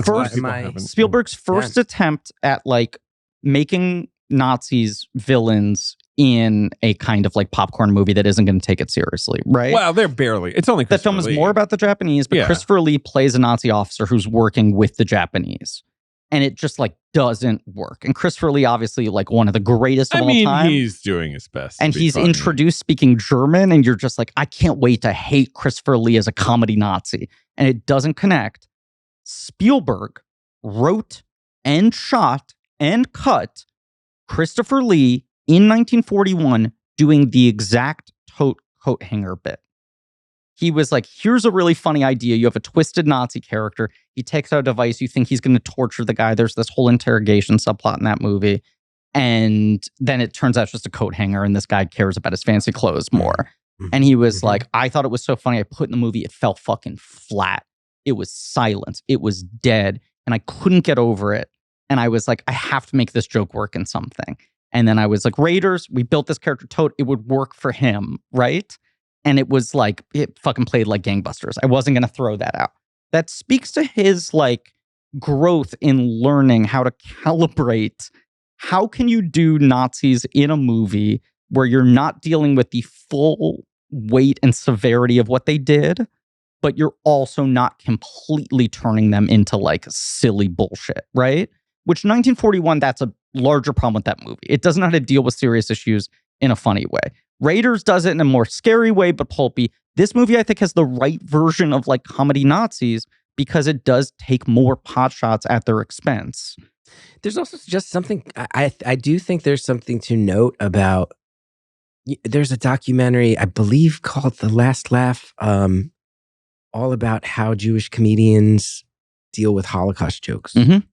And seeing someone of Spielberg's generation come about as a very prominent Jewish director and see him sort out how to portray Nazis throughout the course of his career, there's just something obvious to be said about culturally, it's fascinating. And like, there's no real way to get it right. And to see him, like, that does represent on some level my big healing. I think Julian Glover is fun. I think Alison Doody is fun. I don't think, like, my big note for this movie, it's not even a big note. I don't care. I like this movie. I think it's fun. I think it's a good movie. It's just, there's nothing scary about the villainy in it, really. So there's just not a lot of stakes. But the whole second half, it's like, no, but the major conflict becomes him figuring out shit with his dad. That stuff is fine. That sort of supplants the who's the bad guy he eats out with. That is then completely resolved after the tank goes off the cliff. Like, after that, they are settled. I think part of it, David, that and I then do agree. We just do the Grail, which is fun. But at that point, the Nazis, I'm not like scared of them at all. Well, one thing that really stands out to me, though, is just a big show don't tell note of, they basically say, hey, if the Nazis get the Holy Grail, they kind of indicate now they'll be able to have these Nazi super soldiers that can't die. Yeah, but they won't. Where you're just like, as a viewer, I'm never buying that's going to happen. That's the thing. With Raiders, and that's the other thing. With Raiders, there is this more gripping, like, someone's going to get to this weird thing first, and Lord knows what's in it, but like, the Nazis have designs on its power. With the Holy Grail, right, there's this sort of like, wow, what if someone got the Holy Grail? And I'm like, what if someone got, what do you mean that he lives forever? Like, okay, one guy, like, I mean, like, you're gonna have like your whole army come drink from the Holy, like, at this point. And then of course they get there and it's like, yeah, you can live forever if you stay right the fuck here in this place and you cannot leave. Can't cross the seal. Yeah, you can't cross the seal. But like, that's the Grail myth is always let that. me it's know like, when it's time to start talking about that scene. Well, I don't want to step on toes. The Grail myth is, in Arthurian legend all the way to this. It's always right. It's like, oh, well, that would be great. And then you get there and you're like, I guess I didn't think hard about why this would be great, because it's not great. Like, this wasn't worth it. And the journey is the destination. Yeah, the destination is the journey and all that. Ties back into the Nazi thing, though, because how much of it, there's also something fascinating, too, to watch of like, hey, prominent Jewish filmmaker dealing with Nazis, also in a movie that presupposes that Christian mythology is happening. That there is a Holy Grail that has magical powers. Well, the original Raiders is Old Testament. It is far more rabbinical in like the nature. Raiders is Jewish. Right. Temple is Hindu. This is Christian. there's like a thing. There's like choices are made. Choices being made, and then Temple of Crystal Skull kind of. I mean, this is the thing that people always point out of like the disconnect between the original trilogy and the two later Old Man Indie movies. More than anything, is like the first three are all about like I don't believe in religion. Right. It's like the supernatural, but through specifically the prism I believe of in these artifacts that people cared about and hid away, and like there's runic languages and but I don't actually think that the Holy Grail is going to keep me alive. But you're coasting then every fucking time it's like, oh, it turns out it keeps you alive. Specific religious stories that like versus the latter two are like there's a thing he may or may not believe in, but it's a lot fudgier of like a time travel device or aliens.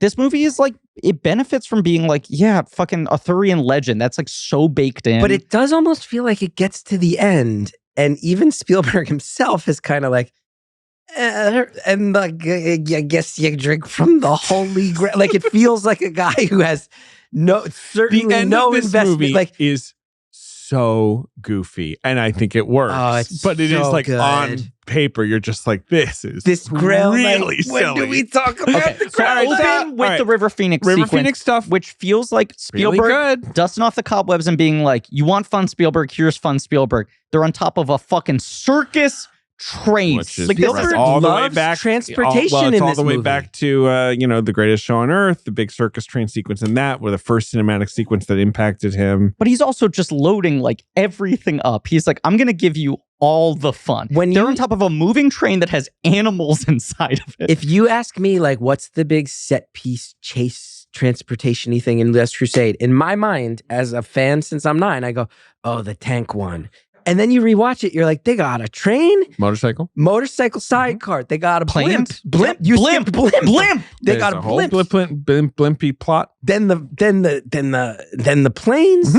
This movie is arguably about transportation. You're locking David back in. He's leaning in. I hear what you're saying. Transportation infrastructure. It's a love letter to the history of transportation. And camels. Indy doesn't like camels. I mean, there is a running theme, though, of like... nature's vehicle. Hey, rats come and help you. Horses come and help you. Like, do the rats help? I guess they sort of help. Well, the rats give them the heads up that the fire is on the way, right? They're running rats. The rats like, shit, are pointedly not Nazi cooperators. It is also like, hey, the Nazis have all this tech, but animals like Indiana Jones. Yeah, he's a more... well, and just like, Indy uses a gun. He will use a gun, but it's not really his primary thing. It's inelegant. It's like a blaster. Yeah, inelegant. Random and elegant. No, but like it's because when I'm now playing the Indiana Jones video game, which has been I've been meaning to ask, which is really, really good. Yeah, and in that game, you don't have a gun initially. You can get one. It's not like, again, but it's sort of like, right, you're like, no, Indy has like a whip and he like picks shit up and, improvises, right? Like he'll have a shovel or like a statue or something. That's what I like about him. He's exactly. on the back of his heels. Yeah. Right. And, he just needs his whip, his fedora. I mean, is it a little cute that in the River Phoenix sequence, it ends with like the sort of Indiana Jones type guy being like, all right, take my hat. You lost today, kid. Doesn't mean you have to like it. Is that the quote? That one always stuck with me, man. Is that a little too cute? Am I just kind of sick of that stuff because now it's the backbone of all these Lego sequels? Do you not get joy though? No, I enjoy this movie. Joy going, but doesn't it makes you think a little bit? I mean, about like I always wanted to know where he got his jacket, and I will agree with you that it is the only moment in the sequence that butts up against being a step too cute for me, where I'm like, the guy doesn't have to hand him the hat. I can be like, and then later he bought a hat because he thought it looked cool on that guy. Right. But Spielberg likes to put a period on things. But I also like that sequence ends with like, here's this like thrilling adventure, and he's like starting to develop his love for like, this whole way of life, and the like, finding a different way to express his love and respect for history and these objects than his father, who's more purely academic. Although it's also funny to realize too, and I'm sure this is something that I have a blind spot to. I occasionally don't realize there's already internet dialogues about things, but he's a really terrible archaeologist. Have we discussed this? This was part of your text. He's really, really, really bad at being an archaeologist. What's your problem? The Cross of Coronado ends with a ship exploding. Like, he realizes, hey, we got to go through this library to get down to this crypt. and he just takes a fucking metal thing and starts pounding the He do smash. Everything he ever touches in an archaeological sense is lost to time immediately because he explodes it in a ball of fire. There's also a couple times when he's kind of just like, oh, I found this ancient or whatever. You know, he's like blowing on some, and I'm like, aren't you supposed to kind of treat these things with care? Everything is destroyed. But you know what? It's the 30s. Maybe a lot of this refined, like, oh, no, put on your gloves, get your little brush out. Maybe that came later. I just feel like everyone in the academic field, when they see Henry Jones Jr.'s name get attached to a case file, must just go like, we're fucked. Everything we do will crumble to goddamn dust before we can even take a photograph of it, because this asshole has to smash everything and make it explode. Your text, when you put forth your choice of Last Crusade, my favorite thing about Last Crusade is that Indiana Jones is the worst archaeologist of all time. At it. The Venice crypt scene is... We located one of the brothers, the first Crusader night, but before anyone else knows about it, we climb out of the sewage system and it's gone forever. Your follow-up text, within seconds of finding the actual tombs and graves of real Templar knights, they are engulfed in fire bombs. He makes a rubbing. He gets what he needs. He gets what he needs and then it explodes. I mean, everything he finds is immediately destroyed, and it's so funny to watch the movie with that in mind. Yeah, he's bad at archaeology. Really bad. Well, it's because he has Steven Spielberg like crafting inventive action sequences around him. Okay, he'd love to probably just be chill. I just don't believe he'd ever get to a professor level at a university behaving this way. The people are amassing in his office, waiting for office hours. Right, with Indiana Jones. I find that to be one of the biggest logical reaches of this entire film. It is funny that it's like, okay, respect. we have the opening sequence and then we tie, you know, we jump forward in time and we sort of... I just want to close the loop on that. I just want to say, I like that sequence. It's like he rushes home. He's got it. He thinks his dad's going to love it, right? Connery, we don't even show an actor playing young Connery. You hear the voice. He's dismissive. And then it's like cops show up. Cops are in bed with these people. They make him give it back. We have 6 witnesses and he sees this fucking fat cat out the window and it's like system is rigged. Like he's in a microcosm.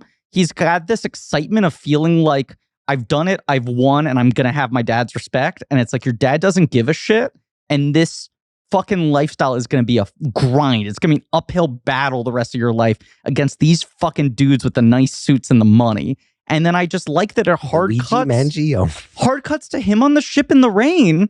And he's still trying to get this one object from this one guy. It's what makes it feel not disconnected as a mini movie is it's like, oh, the reason we're seeing this now is because this is about how much Indiana Jones can't get over shit. But you know, in archaeology, if you go to a museum to display something, they're going to say like, okay, so where did you find it? And he's going to look him in the eye and go, what?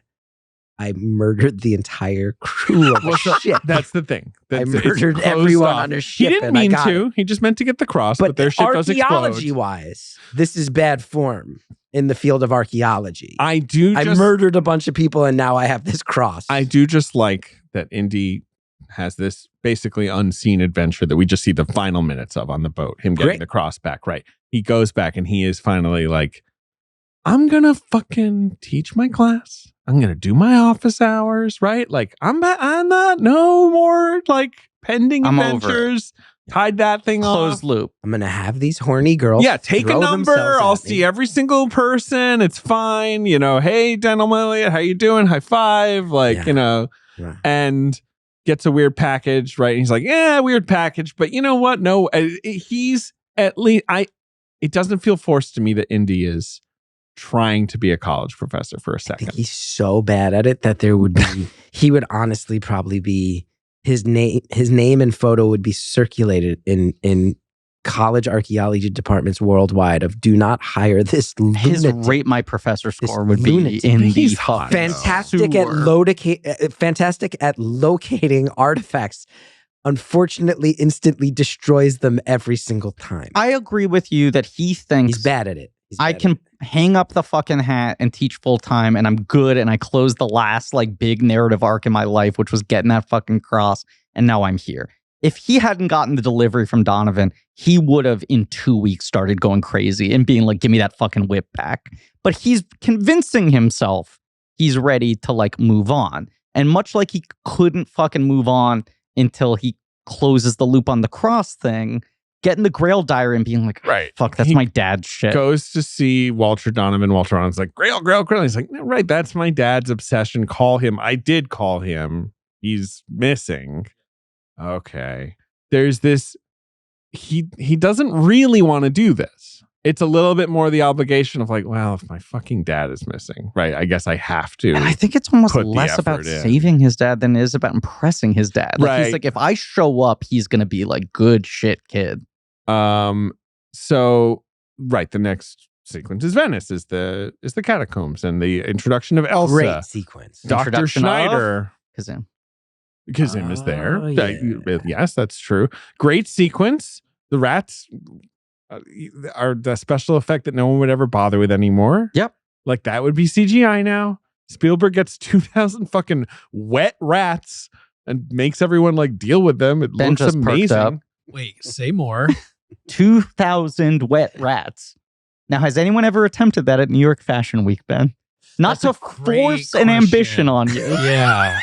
Damn. But has anyone ever had 2,000 wet rats on a runway? Like this. I don't know. I think there is maybe some ASPCA issues there. But yeah, and also some, public health hygiene. Bubonic plague. Right, because they are currently fighting against rats. Right. We don't want but maybe if you got them all in one place. Yeah. To be dealt with. Sure.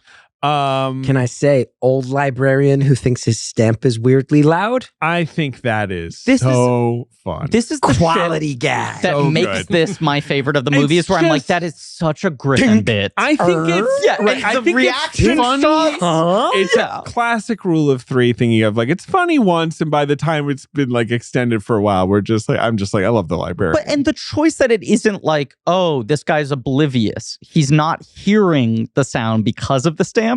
That it starts to become this little tiny mini story of this guy being like, fuck, am I incredible at stamping shit? Also, am I the most powerful man alive? Also, the type of proof that shows why casting directors deserve Oscars. Because that guy's got a funny face. You need an appropriately weird looking guy to play a befuddled librarian. And go on this little arc of like, he's starting to feel himself. Like this guy needs to be able to really act. You can't just pick a funny looking guy. That character grew and changed by the end of the film. As much as any other. He goes on a journey. Now, help me out here. They learn, okay, we found the tomb.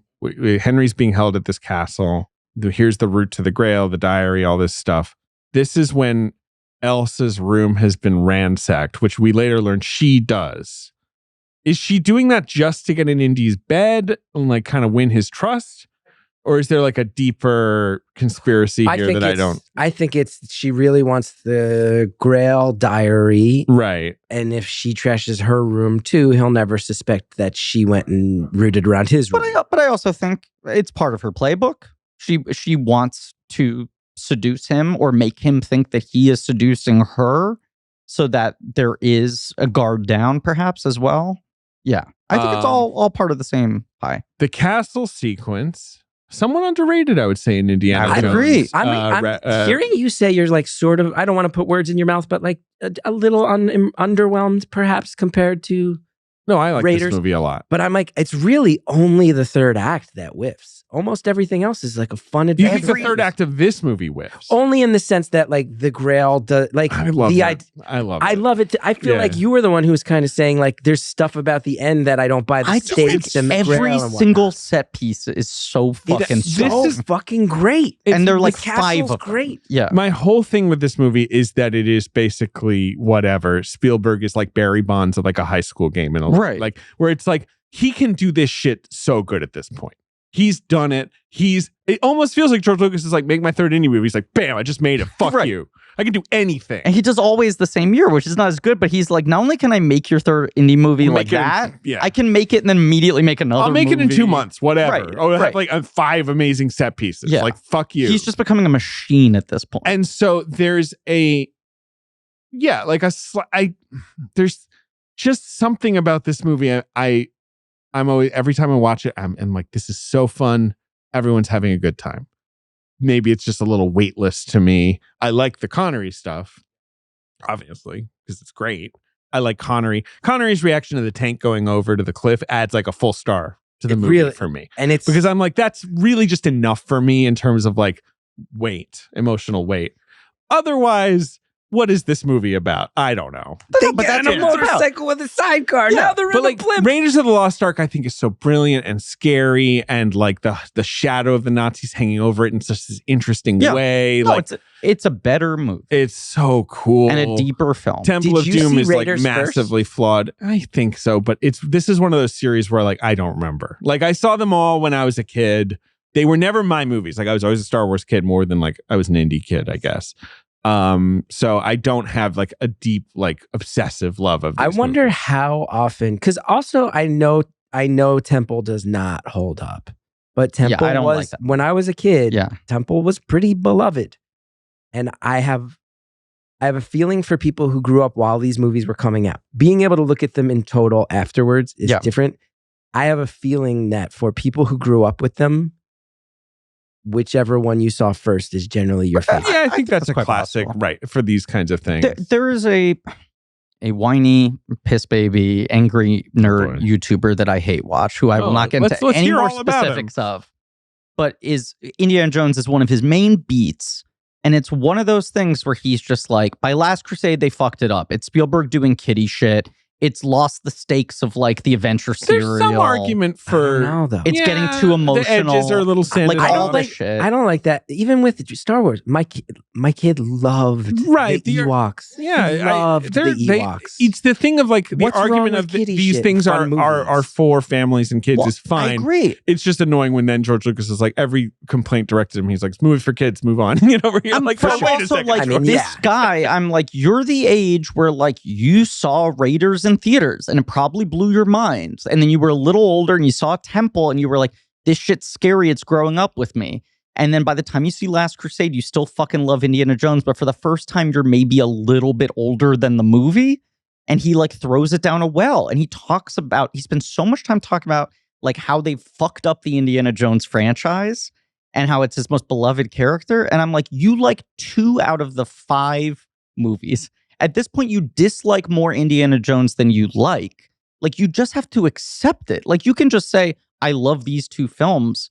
But at a certain point, if you're fighting against that much of the franchise, you're denying what it is. Enjoy, right. Why even care? The castle is great. It's great. The castle is great because fire. His kid doesn't know. They realize that they slept with the same girl. But the fucking Scooby-Doo revolving door. That's great. But like Ford doing the Scottish accent. You know, Ford having a little bit of, character fun. And really fun. But then also the guy calling it out. If you're a Scottish lord, I'm a, blah, blah, blah. Like, it's fun. Which also, much like Spielberg, it's like Ford, in between these movies, did some more grown-up shit. You feel him being like, you know what? It would be fun to just punch some guys and do some silly voices. I want to be Indiana Jones again.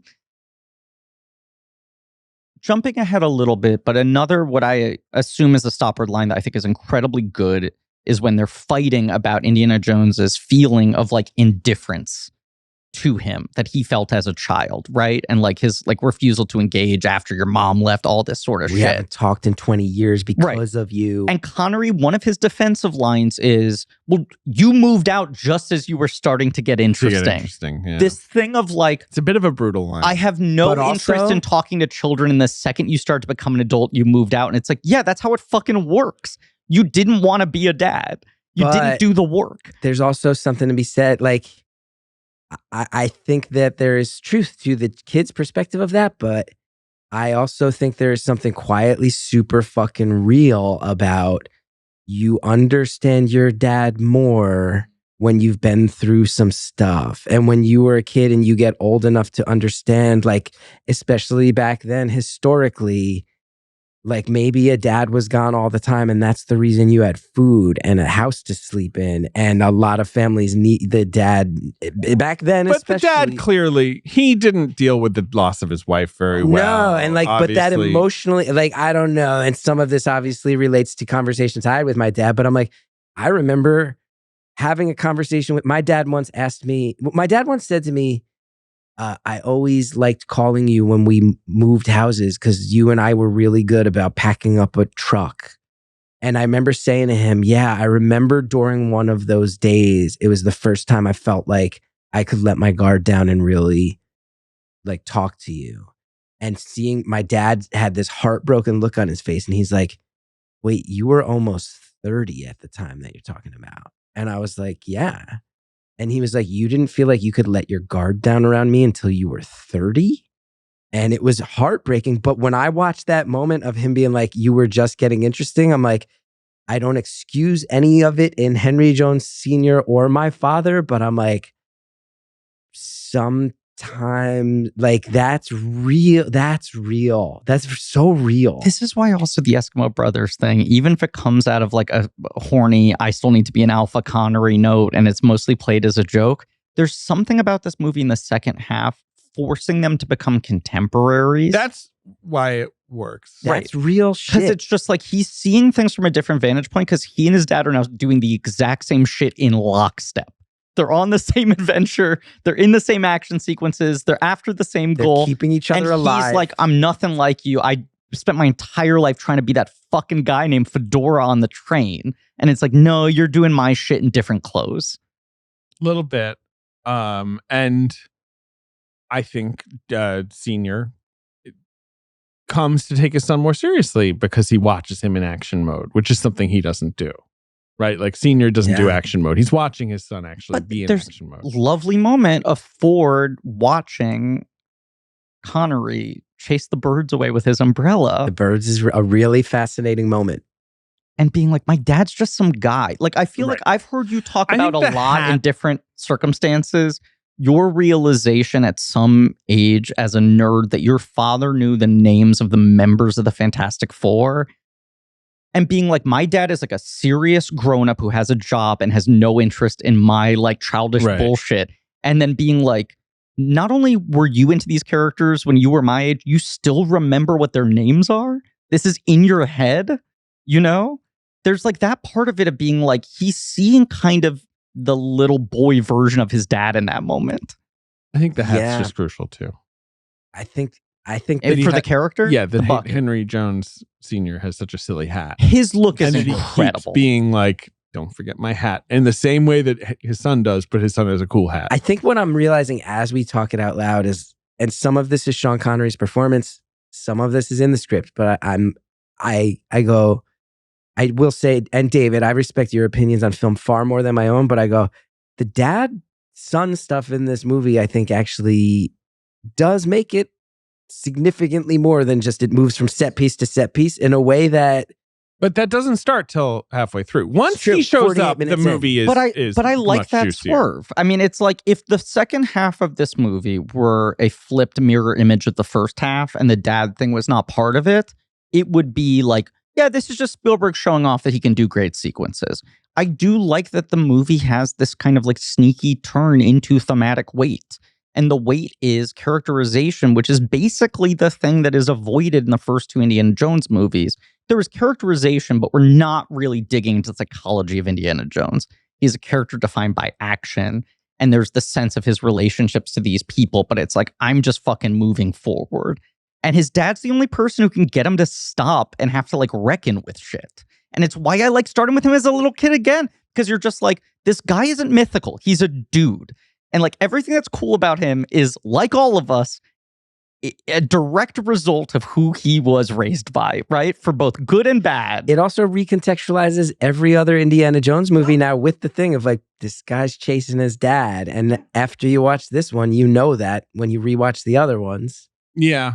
Yeah, it's certainly, especially Raiders. Temple of Doom is a strange movie to think about in any sense. But, you know, Indy's helping these kids in Temple, I guess. There's this somewhat fatherly thing with him in Short Round, you know. Like I'm not saying that all of a sudden this turns into like a psychological breakdown of the characters that never got the credit it's due, but I do think this movie is more than set piece to set piece because of that exact stuff. No, I think once Sean Connery shows up, it's yes. I agree with what you're saying for the prism of like Spielberg is just a few years away from leveling up to being able to tell really complicated, mature, adult, psycho-emotional stories. And like in that context, you're just like, aren't you ready to move on from this? Even if this film has like emotional weight and something to say about like fathers and sons and whatever, it's still doing that in a very pop candy coated way. And like, aren't we ready to like level up to a certain degree? But I think this is like the last time for me that he kind of has this right balance of doing this. There's a moment To Kill a Mockingbird. I believe it does not make the film, but where Atticus shoots this rabid dog. And in the process, one of his glasses lenses breaks, and then he reaches down with his heel and just grinds out the glass so it's not sharp and nobody gets cut on it. He walks away, and Jem is amazed. And he's like, I can't believe my dad was the one that you guys all had take the shot. And one of the neighbors is like, do you not know that your daddy is the best shot in the county, and everyone's known that for fucking decades? And the sheriff is specifically a bad shot. The sheriff is like, we need Atticus. And they're like, why do you want our stuffy lawyer dad to do this? And he's like, fucking Mr. Gunn. Did you not know your dad is a fucking bad? And Indiana, like The Last Crusade is a movie length exploration of the idea of like, hey, all the shit you don't know about your dad might just fill in some of the emotional gaps that a whole generation of fathers ravaged their sons with. And what you just said will basically always get me. Like, even in the worst executions of that, when I don't respect it intellectually, I'd be like, they are playing with like powerful materials there. It's always going to stir a little something in me. And like being able to do it pretty well in a movie that also delivers good fucking bits and like 5 of the best directed action sequences you've ever seen. I'm just like, yeah, this is like a perfect movie for me. Listen, Field of Dreams, them playing catch. We were talking about right before this record. Never not make me cry. Yep. And I couldn't give less of a shit about baseball. And yet I watched that and I'm like, baseball's the most important thing that's ever existed. When they're throwing the ball around, I'm like, absolutely, baseball. Archie Moonlight Graham is the Fisto of Field of Dreams. Now that is a good take that I have no objection to. I think Archie Moonlight Graham is more important than Kit Fisto. What the fuck are you That's so mean to Kit Fisto. Important is actually the most offensive word you could have used in that sentence. And I'm the bad boy of my Blank whole Check. problem with Kit Fisto is that Palpatine just... The whole problem with Kit Fisto is that there are no problems with that character. To start... The only problem with Kit Fisto is that character should have weaknesses and flaws, and he doesn't. But that's why I just hate. I hate Revenge of the Sith. I always will. I won't be, turned around by people being like, oh, it's about the fall of Rome and shit. And I'm like, yeah, I know it is, but it's not a good version of all this. David, I'm just going to give you some advice. Don't go on Blank Check and say you hate an individual Star Wars movie because it could turn into a thing for you. Will. It turns into a thing for you. But like... Mace Windu just shows up. And he's like, I'll bring 3 of my best guys. Yeah, the Jedi Wrecking Crew. Exactly. And Palpatine, who is 1 billion years old. For the end of this episode, by the way. Like this. All right. Well, then let's move on to the Zeppelin scene. Would you not watch a whole Archie Moonlight Graham prequel to Field of Dreams? Sounds pretty cool. And do you know that Archie Graham Moonlight can hold his breath underwater and he can smell fear? And he's got to be getting home so Alicia doesn't think he's got himself a girlfriend. The Zeppelin scene.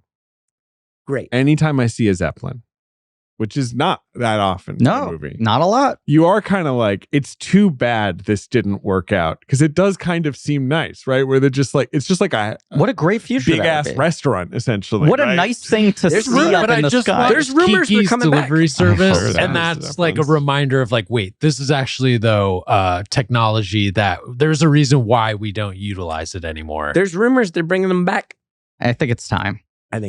Environmental impact for short flights. Let's go back to Zeppelins. But aren't we running out of helium? Isn't that a thing? It's a great question. Which is gonna, just be fucking murder for the industry of doing funny voices. I know. We talk about this in next week's episode. But I think they just don't go that fast, right? Isn't that part of the problem with Zeppelins? Great, let's slow down. Let's enjoy ourselves. Can we just turn off our phones and float in the sky? We're all so addicted to our phones, I say, as I spin the Disney Emoji Blitz wheel on 2 different devices. I can get double gems. I would say there is a very funny, consistent thing that I'm not nitpicking in Last Crusade, though, but it shows up in the Zeppelin scene very prominently, is a bunch of things that are so joyous, funny, awesome moments where the aftermath of them just like it's the Clerks bit of like, you think about how many contractors are dying. No, like the pacing of the aftermath doesn't add up. My point being like, they punch the Nazi, they throw him, he lands on the big pile of luggage. No tickets. Everyone takes out the tickets. fantastic, very funny gag. Very funny. But the idea that the Zeppelin just then slowly floats away and no Nazis react to this high-ranking Nazi landing on a pile. It's a little, I mean, look. There's a few moments of that in this movie. Again, like the boat explodes and then you're left to go like, okay, and I guess Indiana just grabs that little life The thing Zeppelin and is tidy. swims back to shore. But they do eventually, of course. Oh shit, we're turning around. We're back to Berlin. Yes, maybe is a little silly. Like, I guess we should just use this plane that's right here. I said that Spielberg never gets this balance right again, which of course is me realizing I stupidly am ignoring Jurassic Park, right? Which is truly the last time he gets the balance right. But that is a movie where, to this point of what you're saying, I think he's starting to realize it here.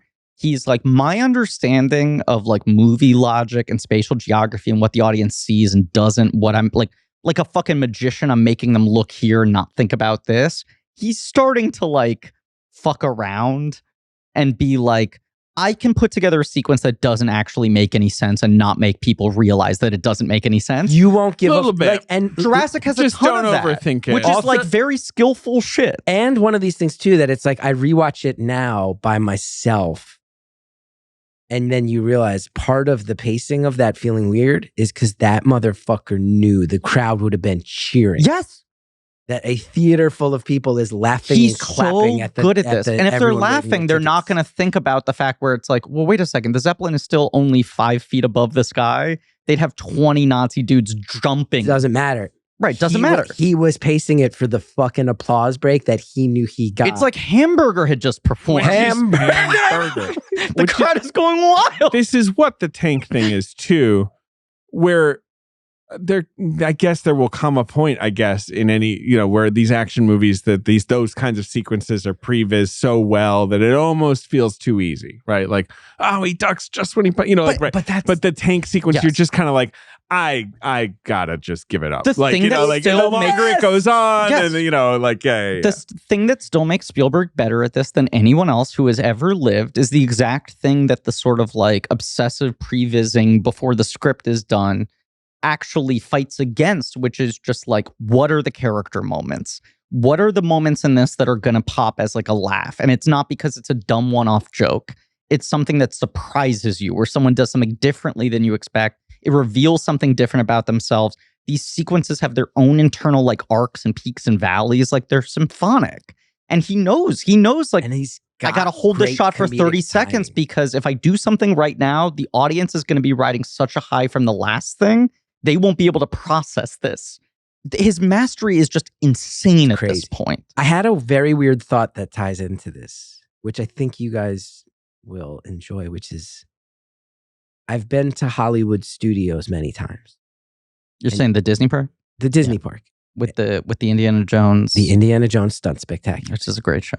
It's a great little show, but it does this funny thing. Probably my favorite play.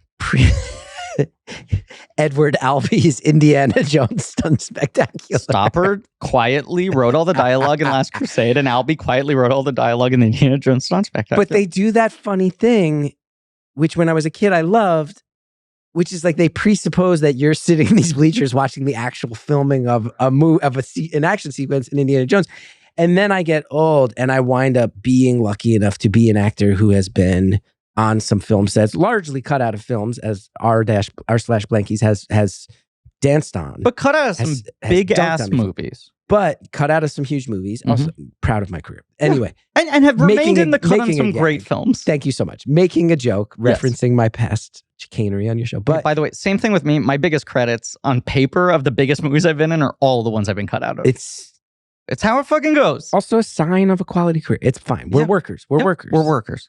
But you go to it as an actor to the stunt show and you're like, that's not how movies really work. And it's silly they're pretending this is a movie. And then you rewatch an Indiana Jones movie and you're like, I bet Steven Spielberg was running this set way closer to the actual tenor and tone of the Indiana Jones Stunt Spectacular at Hollywood Studios than any other movie. It does seem like he actually runs a set that cleanly, especially, again, there are just no complaints from this. Now, Raiders, that was hard. Everyone gets dysentery. It's crazy shit. Jaws was hard. By now, it's kind of just like, he's just completely I bet there are fucking crazy amounts of trucks and scaffolding and cranes and shit and things flipping up and people diving off of buildings and doing flips. Like all that shit that they show at the Stunt Spectacular. I'm like, I am willing to buy into the kayfabe that a Steven Spielberg set is actually as fun and crazy as that stunt spectacular. That's kind of all you hear from people who work on his movies.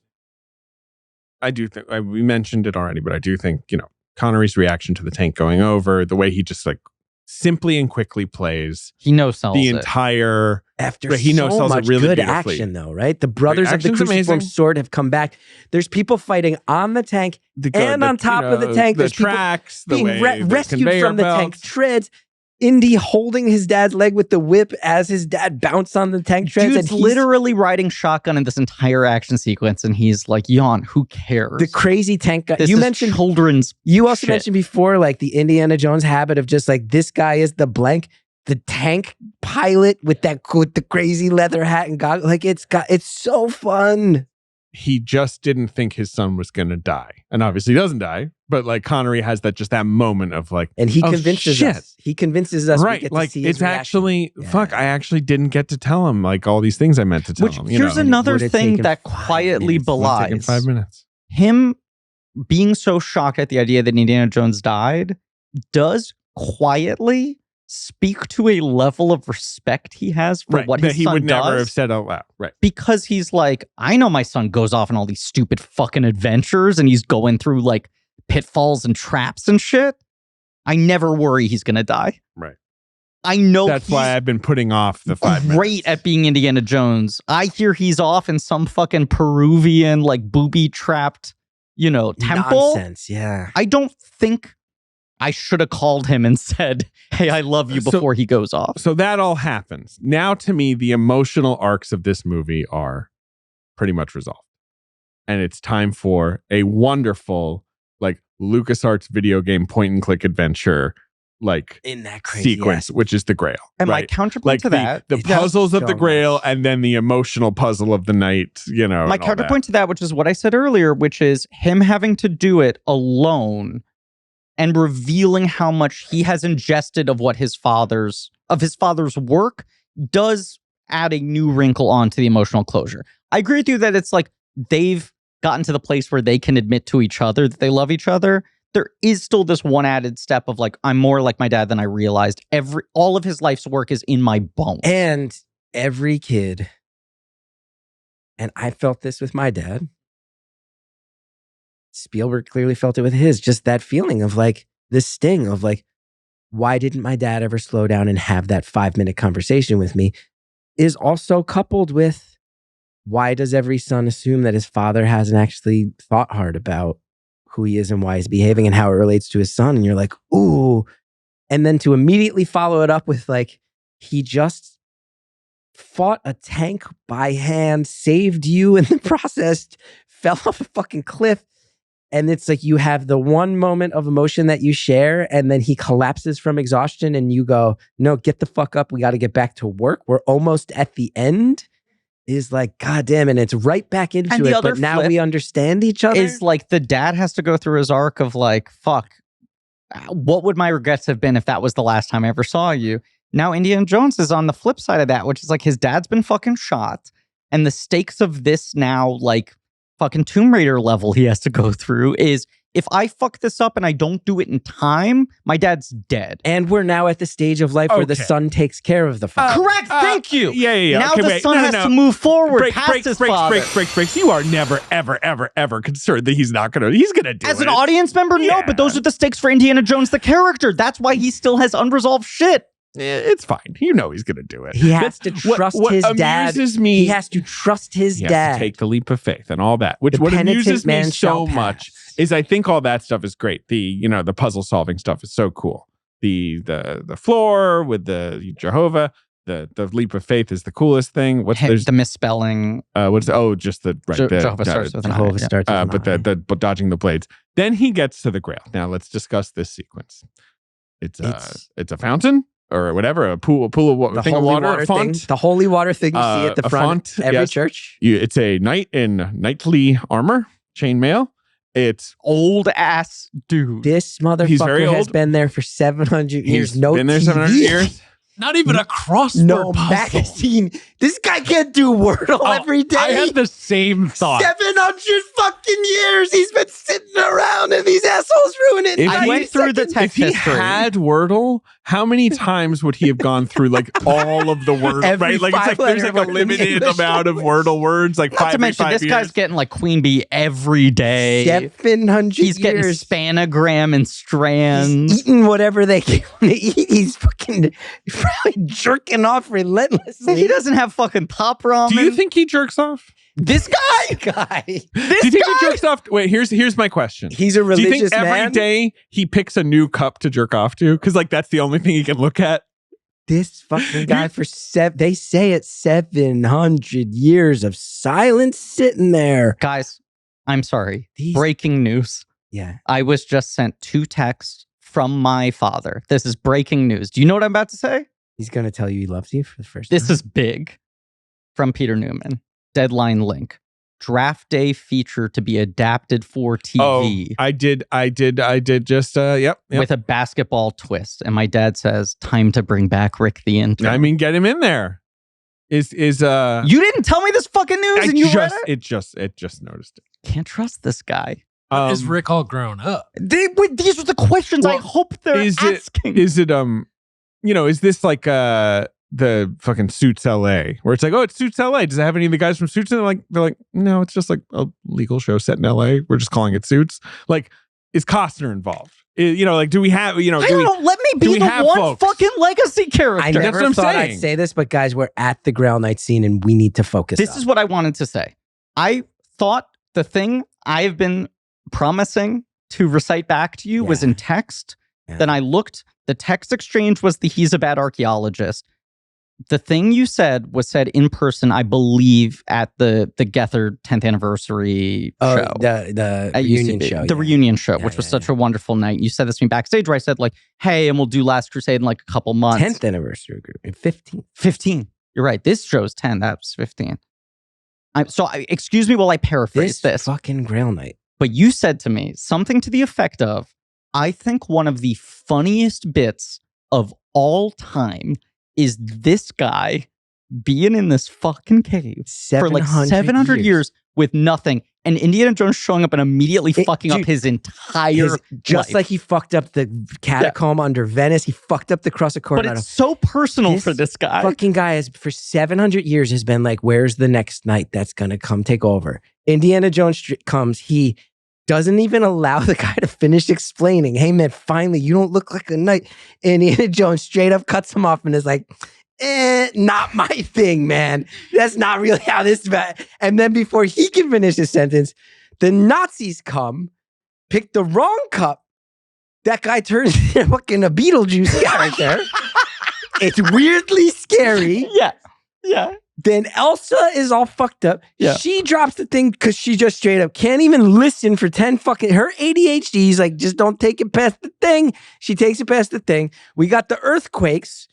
And then I think one of the saddest and also funniest moments in maybe all of cinematic history is that guy gives a sad little wave. Bye. He's been waiting 700 years and 2 minutes later... This asshole Indiana Jones this movie has 3 beats. The Cross of Coronado, he makes everything explode. The fucking Templar Knight's grave, he makes it explode. He finally finds the Holy Grail. He fucks that up too. In your words, maybe the funniest bit of all time. That little wave that Knight gives is so sad and so funny. What is happening to that knight, do you think? He's been praying for death. Okay. Well, no, of course I know, but I'm saying like because of all the stuff that happened. He's been praying for death for like 694 years. We are to assume that he has drank from the correct cup and he gets centuries earlier and he gets to live forever. Right? And now that's the curse another night live forever, to take over and he can finally get the sweet release of a well-earned death. But Move on. Here's my question.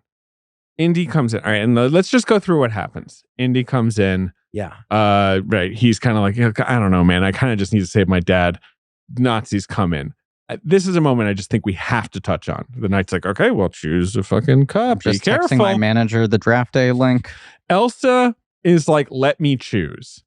Julian Glover's like, yeah, sounds good. She does it on purpose, right? That I assume what she's doing is they on make purpose, eye right? contact. Yeah. So Spielberg's nonetheless, not throwing in how eye contact fucking dumb is unintentionally. Julian Glover that he's like, yeah, you know what? Actually, you pick. And she's like, literally just goes like this one. Like she doesn't even walk the length of the cups. She just kind of grabs one. This is my point, though. It's like he is just some dumb dork. No. He could have walked over to that old ass knight, grab his nuts and twisted him, and been like, "Tell me which one." Ask a couple questions. Just take a cursory Just tell me which glance. one, you weird old man. Instead, he's like, "Ah, it looks great. It's gold." You're Kruger syndrome. This guy thinks he knows everything. We're blowing past the part where Indiana Jones is like, "Who are you?" And he's like, "I'm one of 3 brothers." And Indiana Jones straight up is like, "Oh, so you're 700 years old?" Anyway, man, I'm kind of not into this. This is not really my scene. I love this movie so much, but the end is like Indy has the. It's like a game I need of to save my dad. This set piece sort of is like playing Mousetrap. Everything is like now this, now this, now this. To be fair, Spielberg said when Lucas initially pitched him the Holy Grail, Spielberg was like, is there anything fun you can do with the ending of the Holy Grail? Like, is there like a special effects thing you can do? Like, he was a little concerned, like, is it a little boring at the end? I think that this ending is so iconic and well regarded. They figured it out. And obviously the special effects thing they figured out was the rapid aging is cool, right? Like that, we'll do that. But everything it's just like, the only time pressure is on Indy, which is, I want to save my dad. There's no time pressure on Julian Glover.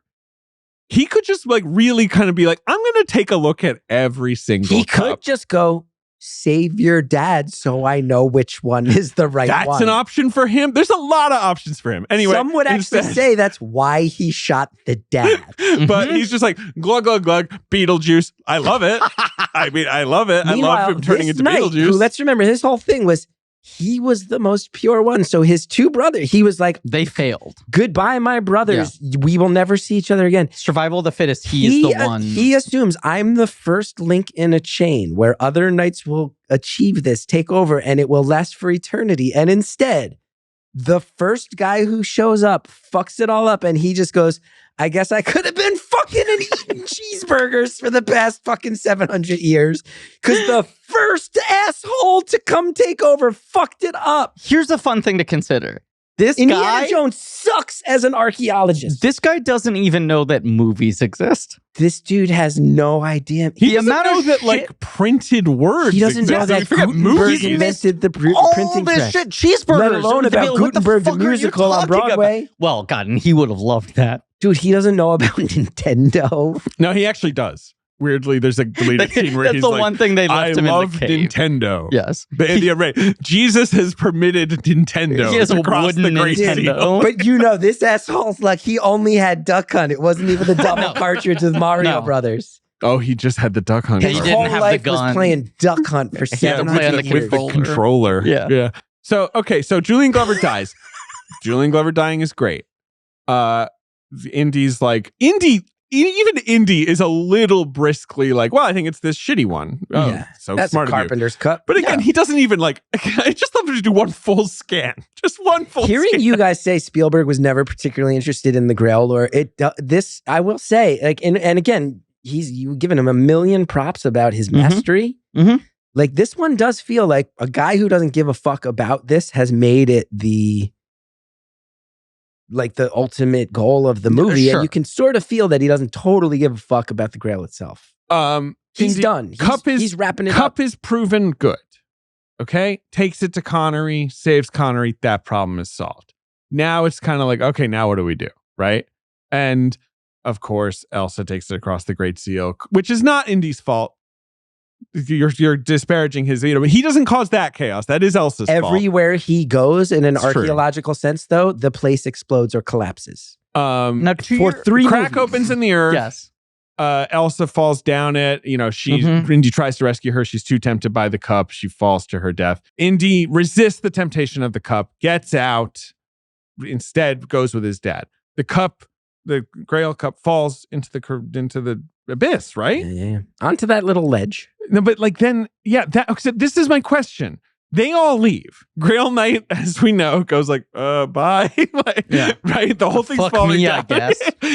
Is Grail Knight still going to live and just kind of be stuck there still? Grail Knight, is he going to go get the cup back? Or is the cup gone and Grail Knight's about to die? Grail Knight has the craziest choice to make of anyone in the history of Earth, which is like, no one else, I guess, cares about this half as much as I thought. Yeah. So I guess now, do I stay here and live? Or that's my, like, is the Grail lost the seal and die? To him? Well, there's another option that ties into this, which is that there's another logic, which is, so Grail Knight, Indiana Jones, this is not my thing, but my father has now drank from the cup, and conceivably he spent his whole life chasing this, and it's actually my father that should be doing this. And my father has sort of lived in absentia in a way that I've always resented, but if it was for the purpose of this, maybe this was the higher purpose, he could stay. And we just watched him drink from the Holy Grail. And they poured it on his tummy. Henry Jones Sr. also is like, nah, I got illumination out of it. I got everything I wanted. Peace, Grail Knight. I'm not even going to ask you a question. But much like, just no further input required. But much like in Raiders of the Lost Ark, it's like, oh, what's in the Ark? And it's like, I don't know, weird ghost. Let's get out of here. And this one, it's like, oh, what was the mystery of the Grail? It's like, I don't fucking know. It fell into a pit. Let's Arguably, go. Henry Jones Sr. could have stayed there, let the Grail Knight have the sweet release of death.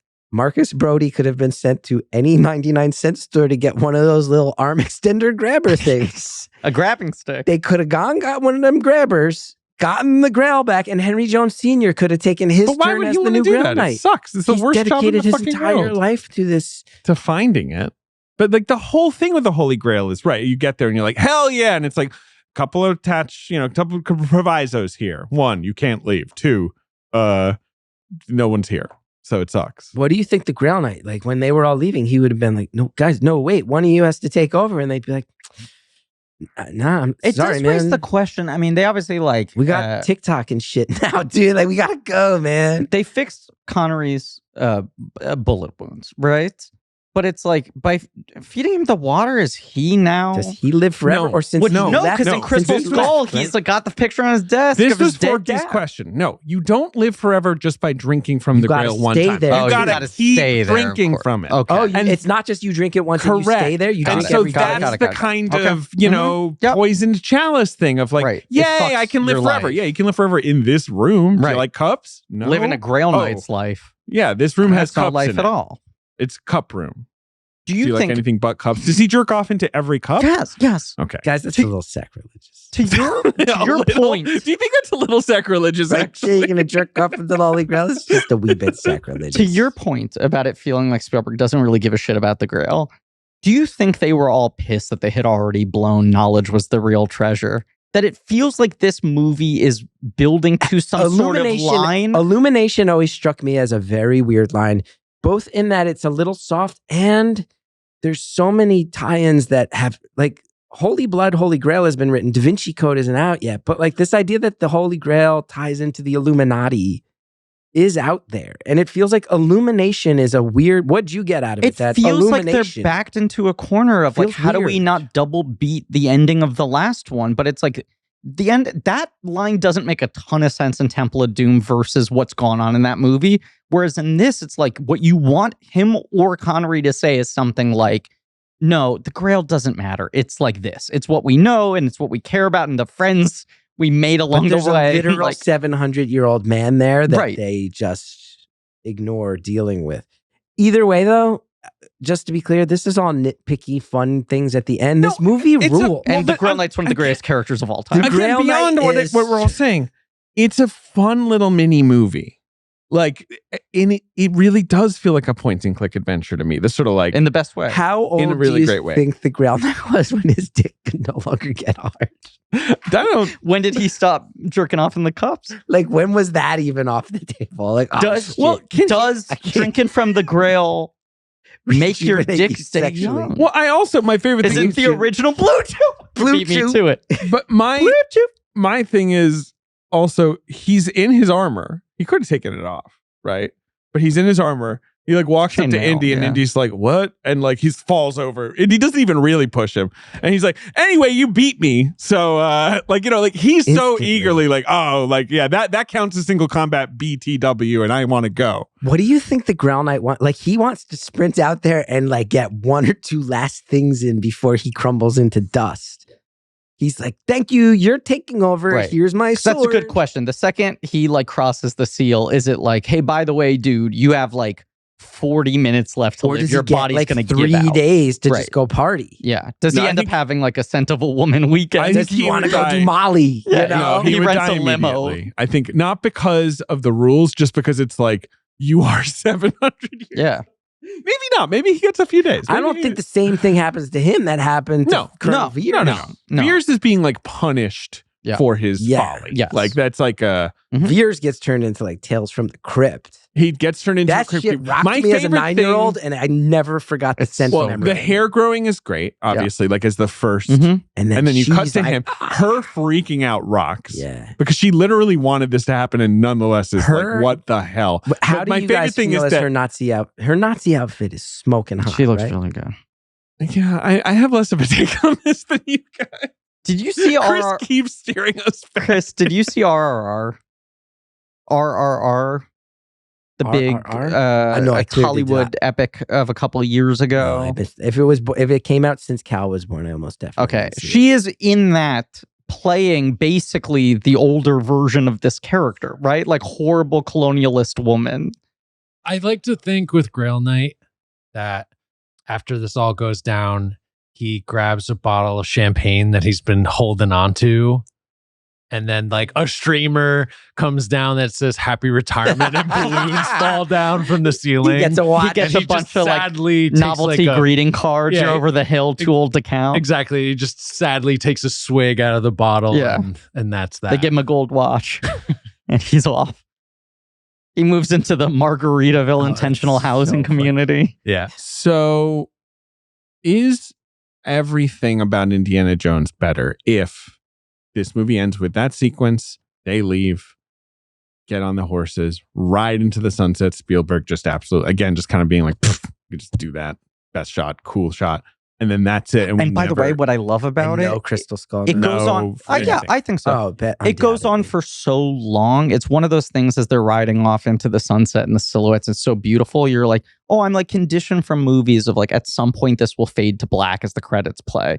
The shot goes on for like 6 minutes. It's a real you kind see of them like, get so tiny. Yeah, it is a guitar I will say, solo. like, I don't, not to bring it back to something divisive, but it's because these are this sort of like old school serial style pulpy adventure. It's very, very easy to ignore the ones you don't like as much. I agree. Whereas that's why I think it's Star silly Wars, to which get, obviously is connected, has this lore and this mythology and this religion. But that would only be true if they had continued to make an indie every sort of like 5 to 6 years instead of like, now we wait 17 years or whatever, or 19 years, however long, you know, Crystal Skull comes out. The weight of expectation is far too large. It has to be about That's Indy. It's a legacy guy. Yes, both his son, Crystal Skull and Dial of Destiny are like, how do we make a movie that responds to the weight of expectations of Indiana Jones is back and dealing with the advanced age and what is a proper ending just for a him? moment where in the mid 90s, Spielberg should have either just been like, fine, I'll make a fourth one. Like we should just keep doing this, or done what he did with Jurassic Park, where he's like, I did 3, I did plenty. Like someone else can do them. But there's the thing we're not acknowledging here, which is that like Ford just always wanted to play the character again. Like Ford wouldn't drop it, and he wouldn't drop it, but they wouldn't. His opinion on Han kept being Solo. like, please, please, please, guys. Yeah, but the problem is Lucas gets bogged down in starting with the prequels. Spielberg gets bogged down in being like a studio mogul who makes Schindler's List and Oscar-winning shit. I would still argue like one of the heartbreaking things about Star Wars is the misses. Like, well, with Star Wars, it's a woven together saga. But I think and because of that, like my son's gonna grow up with a Star Wars where the misses do take away some of the magic that I got to grow up with. I do not think that Indiana Jones's misses take away the magic of Raiders or Last Crusade. I think the 2 sequels being so far away does mean you can kind of keep it hermetic. Even Temple's flaws. Right, sure. I could sit down. The Raiders is, or Crusade is rather, and some of this, obviously, I have such clear personal memories of being in the theater with my dad. But has there ever been a time where Last Crusade or Raiders of the Lost Ark is on cable and you don't stop and watch for at least 5 or 6 minutes? No. Like, it's one of those. It is. Yeah. Always and forever. Yeah. Yeah. And nothing can ding that. And I think it is because, like, the guys who wrote the Pirates of the Caribbean movies talk about when that first movie was such a surprise success and they were like, Disney wants a trilogy. The first question they asked themselves was, are we Star Wars or Indiana Jones? And I think a lot of franchises these days make the mistake of being like, we have to be Star Wars. We have to try to weave an intentional epic, a narrative that feels like it was planned from the beginning, all these things. And there's like a real benefit to being like Indiana Jones. Make it up as you go along. Just have fun. Play around, And I think that does help its legacy where you're just like, there's nothing any amount of other Indiana Jones shit can do that will ever damage the earlier films. Like, you're like, it probably would have been better if they never made a 4th or 5th movie, but I also don't think they really take away from anything. Whereas, not to talk about Star Wars, but there's shit in Rise of Skywalker. I'm like, it leads up to that. That does sort of color other shit for me, as much as the movies like themselves are objects that can't be damaged. There's these moments that do get, like, you watch Andor and you sit there and you're like, oh, the way that they are looking back at the original movie and this series actually shows you like, no, this world had turned into a fascist dystopian nightmare. And then you think about how Rogue One leads into it and you go like, man, people had gotten to the point where they're like killing their own allies for making noise to make sure they don't get killed. And that's so grim and it's so dark. And then you think about the foolishness of a teenage kid going, oh, the Death Star, it's not much worse than shooting at a womp rat back home. And you're like, you needed a kid that naive to be able to pull this off. And in a hopeless world, everyone must have, Andor does such a good job of getting it back, the grimness of the audacity of even having hope. And some of those attempts at Star Wars do get it back, which is why Last Jedi making Luke cynical is an absolute betrayal. All right, I don't want to David, how'd this movie do at the box office? So Memorial Day 1989. It's like we said, to be clear, George Lucas, that was his entire plan for the doing a bunch of hand gestures. I wanted to avoid it completely, but you set it up. All cynicism curdles. You had to do it. You had to say this thing. No idealism lasts. Even Tintin and the Picaros, the final completed Tintin novel, right? The graphic novel, whatever. I don't love that you pointed at my hairline when you said Tintin. What? Specifically the hairline, not even at you. Tintin is always a fairly idealistic person, right? And it's only...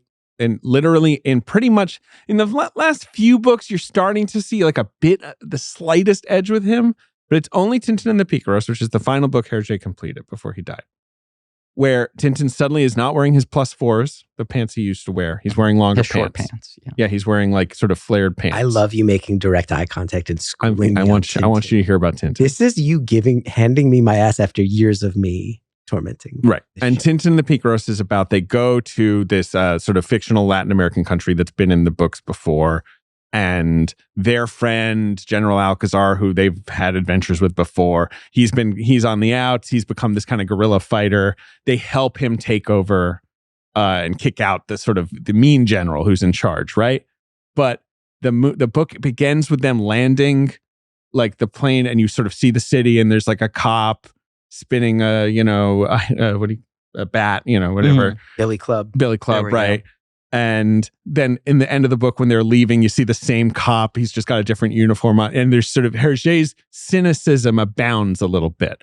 And Tintin is more cynical of just like, we're not really doing good here. You know what I mean? Creator cynicism, or yes, the creator, but you see it in Tintin for the first time. Starting to bleed in. Yes, and it's so fascinating to me. I think I get the point you're making. Any it sounds like what you're saying character is that General Alcazar is the Fisto of Tintin. I mean, General Alcazar is a character I truly adore. So sure, yes, I'll go with that. But also to bring this all together, right? Like, I love the Tintin movie. You love the Tintin movie. Spielberg made his Tintin movie. He did, yeah. That's more classic Tintin of like, he's the sweet kid who, But also in direct relation to this movie, I'm like, that's just Spielberg having fun. That movie is not about anything. Not really. It is about less than the books are. Yeah, no, it is yeah, like for sure. It's mostly just filmmaking shit and him being like, look at what I can do with new technology. And I think you put that next to Last Crusade, and Last Crusade's got a little more on its mind than the Tintin movie as a text. Yeah. Last Crusade is quite a bit more, I should say. Not even a little more. Yeah. I just think at this point, Spielberg has more depth. He does. Oh, I just wanted to say Wet Chonker. The actor's name is J.J. Hardy. There we go. Yeah. Read up on that guy's name. Hardy. Yeah. So it opens number one, Griffin, $37 million. Memorial Day weekend. For the 4-day. Amazing. Can you now please get me the individual names of all 2,000 wet mice? They're right. All right, you're on it. Number 2 at the box office, Griffin, is a comedy from like a duo who did a lot of movies together, but I think this is seen as maybe their worst. I think it's also their last. Is it Another You? No. What's that? No. Is it a Pryor and Wilder movie? Okay. It is Pryor and Wilder. Right. Another You is their true last. It's their second to last. So this one is See No Evil, Hear No Evil. I feel like a movie Ben likes, or you would watch a lot as a child.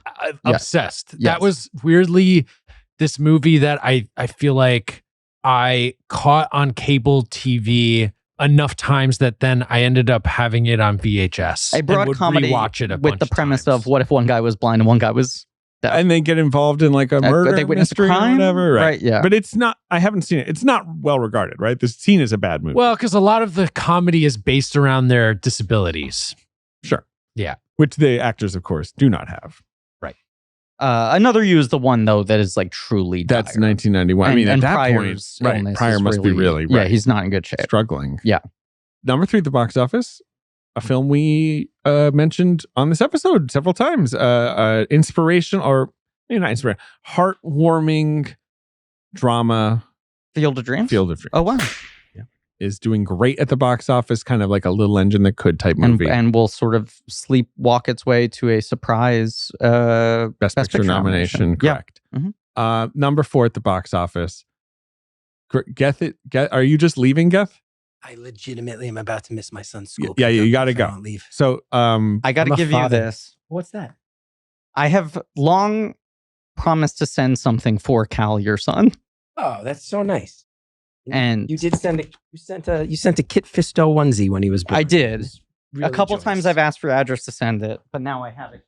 I'm sorry to have to run, but I got so much shit about trying to keep the train on time, and now like Geth has a hard out. We were having fun. You guys were having fun. Crazy idiots. What is this? You want me to open this on mic? I think so. A gift for my son? I think so. It's also good to remind your viewers that I'm not a monster. I do have a life. You do. And you're a dear friend. You really have to stop looking at Reddit, Chris. Like 99% of people do not think you're a monster. No. I've also met so many Blank Check fans. Like I'll go on the road and they come to stand-up shows of mine and they are lovely. Yes, in person. Great to hear. Yeah. Absolutely lovely. There are 2 items in here. Oh my goodness. And these are for your son. We've got a Star Wars Battle Jediverse Darth Sidious. This is specifically a box set of the Jedi Wrecking Crew. It is your favorite moment. It is the 3 guys showing up to fight Sidious. This is really the other item. Amazing. Which I couldn't believe existed. Transformers. Dude, a Kit Fisto Transformer? It is a robot Kit Fisto that transforms into Kit Fisto Starfighter. That's so fucking sick. It just feels like your son's at Star Wars age now. He's time at Star Wars age and Transformers age. Here we go. He's Delta 7 Esperite class. I'm truly touched. Yeah. Thank you. You're welcome. Sorry to you enjoy. Get out of here, it's all good. Get out of here. Thanks for doing the app, man. Anything to plug? You're doing your new show at UCB. That show at UCB, hosted by Chris Gethard. It's selling out months in advance. I'm not sure why, but I'm very flattered. Live in New York, but also live stream tickets available. Live streaming tickets for, it's the last Wednesday of every month. Beautiful Anonymous. Still going strong. It's a good look at humanity, one human at a time. Thanks, everybody. We love you, Geth. We'll drop links in the episode description for all that. And Geth is running with a box full of Kit Fisto toys. Send Helly and your son my love. Thank you, guys. Sorry to be out. No. Did we finish the 5? Number 4 at the box office. Cult movie. Not really a big hit at the time. People forget. I mean, it was a whatever. Okay. It was a reasonable hit. But has become quite a cult movie. Has become quite a cult movie. Give me a genre. Action. I guess. It was recently remade. Yeah, it's kind of like an action drama. How to describe it? Wikipedia describes it as an action film. What studio distributed the picture? United Artists. United Artists. It's a Silver film, Joel Silver film. It's not Red Dawn. Nope. But you've got the right actor. It's a Swayze. Mm-hmm. Huh. What is it? Well, it's not Point Break. That's later. No. What's the Swayze movie that's a big Roadhouse. That just got remade? Yep. Roadhouse. Yeah, Roadhouse. Sorry. What do you think of Roadhouse? Yeah, I get it. It's never been mine, but I'm like, I understand the cult around it. Do you like Roadhouse? Hell fucking yeah. Of course. Yeah. Fun. Mm-hmm. Yeah, man. He was a philosophy major. Yeah. But now he's a freaking best bouncer all around. He rips out throats. Yeah, dude. Number 5 at the box office is a film that I think I've described on this podcast. It's a very specific film. It's a major movie star who often would direct himself, but this is one of the ones where he's being directed by one of his guys. It's a Clint? It's a Clint movie. Is it like Firefox? Not Firefox. Clint directed Firefox. Okay. But it's in that zone? It's not Iger Sanction? That's earlier? It's Clint also directed the Iger Sanction, which is an amazing movie. I'm trying to remember which ones he didn't direct. Well, I'll say this. I described it, I think, on this show as what if Clint Eastwood played Gene Parmesan. Because it's one of those movies where you're like, it's about like kind of a skip tracer, right? He's this guy who is it like Bronco Billy? What is not this? Bronco Billy's? I don't know what that movie's Clint about. also directed that. That's a really good movie. Damn it. Skip tracer, so like a guy who like basically finds people. Yeah. And the premise of the movie is like he's really good at like donning disguises to catch people, and like he is not like they are Gene Parmesan level disguises. Is it called The Blank? No, it's called Pink Cadillac. Oh, I never knew that's what that movie was about. I guess you've told me at some point. It's a Buddy Van Horn movie. Buddy Van Horn also directed Any Which Way You Can and The Deadpool. Pink Cadillac opening at number 5, so I think probably not one of his a bigger success for him. Only made $12 million, but it's Clint and Bernadette Peters. Yeah, okay. Big 2. Yep. You've also got K9. That's the Jim Belushi dog movie. Right, outgrossing Turner and Hooch. No, there you go. You've got Pet Sematary, the original adaptation of Pet Sematary that is pretty good. Yeah, solid movie. Pretty scary. Directed by Mary Lambert. Yeah, that's a well-made film. You have a film that Ben likes a lot, a little movie called Major League. Well. And Bob Uecker just died. Bob Uecker? The announcer? Bob Uecker is a famous announcer, but he also was really funny. And so he's the announcer in Major League. And he has 2 of my favorite line deliveries ever. One, of course, is just a bit outside, which is so funny. Kind of a proto Fred Willard and Best in Show performance. But it just always gets me where he's like, saying, like setting up like, all right, and it's all stakes on the line. And then the other team gets a hit and he goes, shit. It just always makes me laugh. Can we do Major League? Yes, we can. We can just do it. We can just do it. We can do whatever the fuck we want. We run can this do whatever podcast. we want. We're in charge. We have no bosses. We always were kind of like, oh, well, maybe we'll do David S. Ward. It's like, we're not going to do that. The directors. Maybe we do David S. No, come on. We're finally going to knock out some David S. Ward this year. I think we could do Major Leagues 1 and 2 on our Patreon. Do we do Back to the Minors? We have to. It's not too good. Bacula. Haysbert and Bernstein, I think, are the 2 holdovers from the original 2. Yeah. Is Major League 2 any good? I love Major League 2. I think that's that was the one I preferred. Well, that's a crazy. But that might have just been. It was. I actually kind of prefer it too. It was in more regular rotation on like Comedy Central. I saw it so many more. Truly, I have cried at Major League 2 many times. I like the arc of Wild Thing trying to go normal. Yeah. And I find the moment at the end where he goes full Wild Thing. Well, then I think we need to watch Major League. Great, then we'll do Major League. Number 9, Rain Man, which has been in the box office for like 6 months or whatever. The highest grossing film of the year before. I think so. It's still out. Yeah. And then number 10 at the box office is a movie called Scandal. It looks like a sort of erotic British. Oh no, it's about the Profumo affair, very famous British sex scandal. Stars John Hurt and Joanne Whalley, the wife of Val Kilmer, as Christine Keeler. That's the box office game. We're done with Indiana Jones: Last Crusade. Our guest had to leave. Yeah, box full of Fisto. With a box full of Fisto. And I have a pie from Chris. Yeah, he gave you a pie. in celebration of your I was about to say growing family, but grown family. It is now reached its maximum size. So tired and hungry. Great. So the episode's over. The episode is over. Yeah. I love this movie. Thanks you all. Thanks you all for listening. It's a good movie. You all. And it's also, as much as Spielberg is, it's time for him to put aside childish things. He then makes 2 kind of ungainly, flawed films before Jurassic Park. Yeah, next week we'll talk about Always, a very weird kind of total miss for him in terms of public, response at the box office and critics and all of it. With our friend Richard Lawson returning to the show. Was kind of his Major League 2 growing up, a movie he watched a weird number of times. And over on the Patreon, we are talking Star Trek The Next Generation, and the next movie we are talking about is Star Trek Nemesis. So we're wrapping it up. The end of that. Stuart Baird's Star Trek Nemesis. Should we say what we're doing next after that? Evil. Well, we have Galaxy Quest. Oh, great. So then we'll save it. But we're doing Galaxy Quest after Nemesis. Yeah, great. So it's still a few more weeks of that. Yeah. Cool. Thank you all for listening. And as always, I sent my manager the draft day link. She responded, we'll look into it. And I just want to on the record say, I predict nothing will ever come of this. You predict they will not look into it. I'm predicting this is the last I hear about it.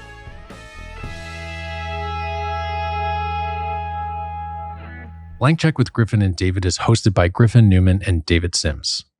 Our executive producer is me, Ben Hostley.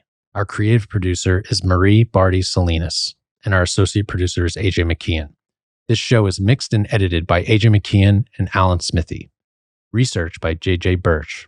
Our theme song is by Lane Montgomery and the Great American Novel, with additional music by Alex Mitchell. Artwork by Joe Bowen, Ollie Moss, and Pat Reynolds. Our production assistant is Minnick. Special thanks to David Cho, Jordan Fish, and Nate Patterson for their production help. Head over to blankcheckpod.com for links to all of the real nerdy shit. Join our Patreon, Blank Check Special Features, for exclusive franchise commentaries and bonus episodes. Follow us on social at blankcheckpod. Subscribe to our weekly newsletter, Checkbook, on Substack. This podcast is created and produced by Blank Check Productions.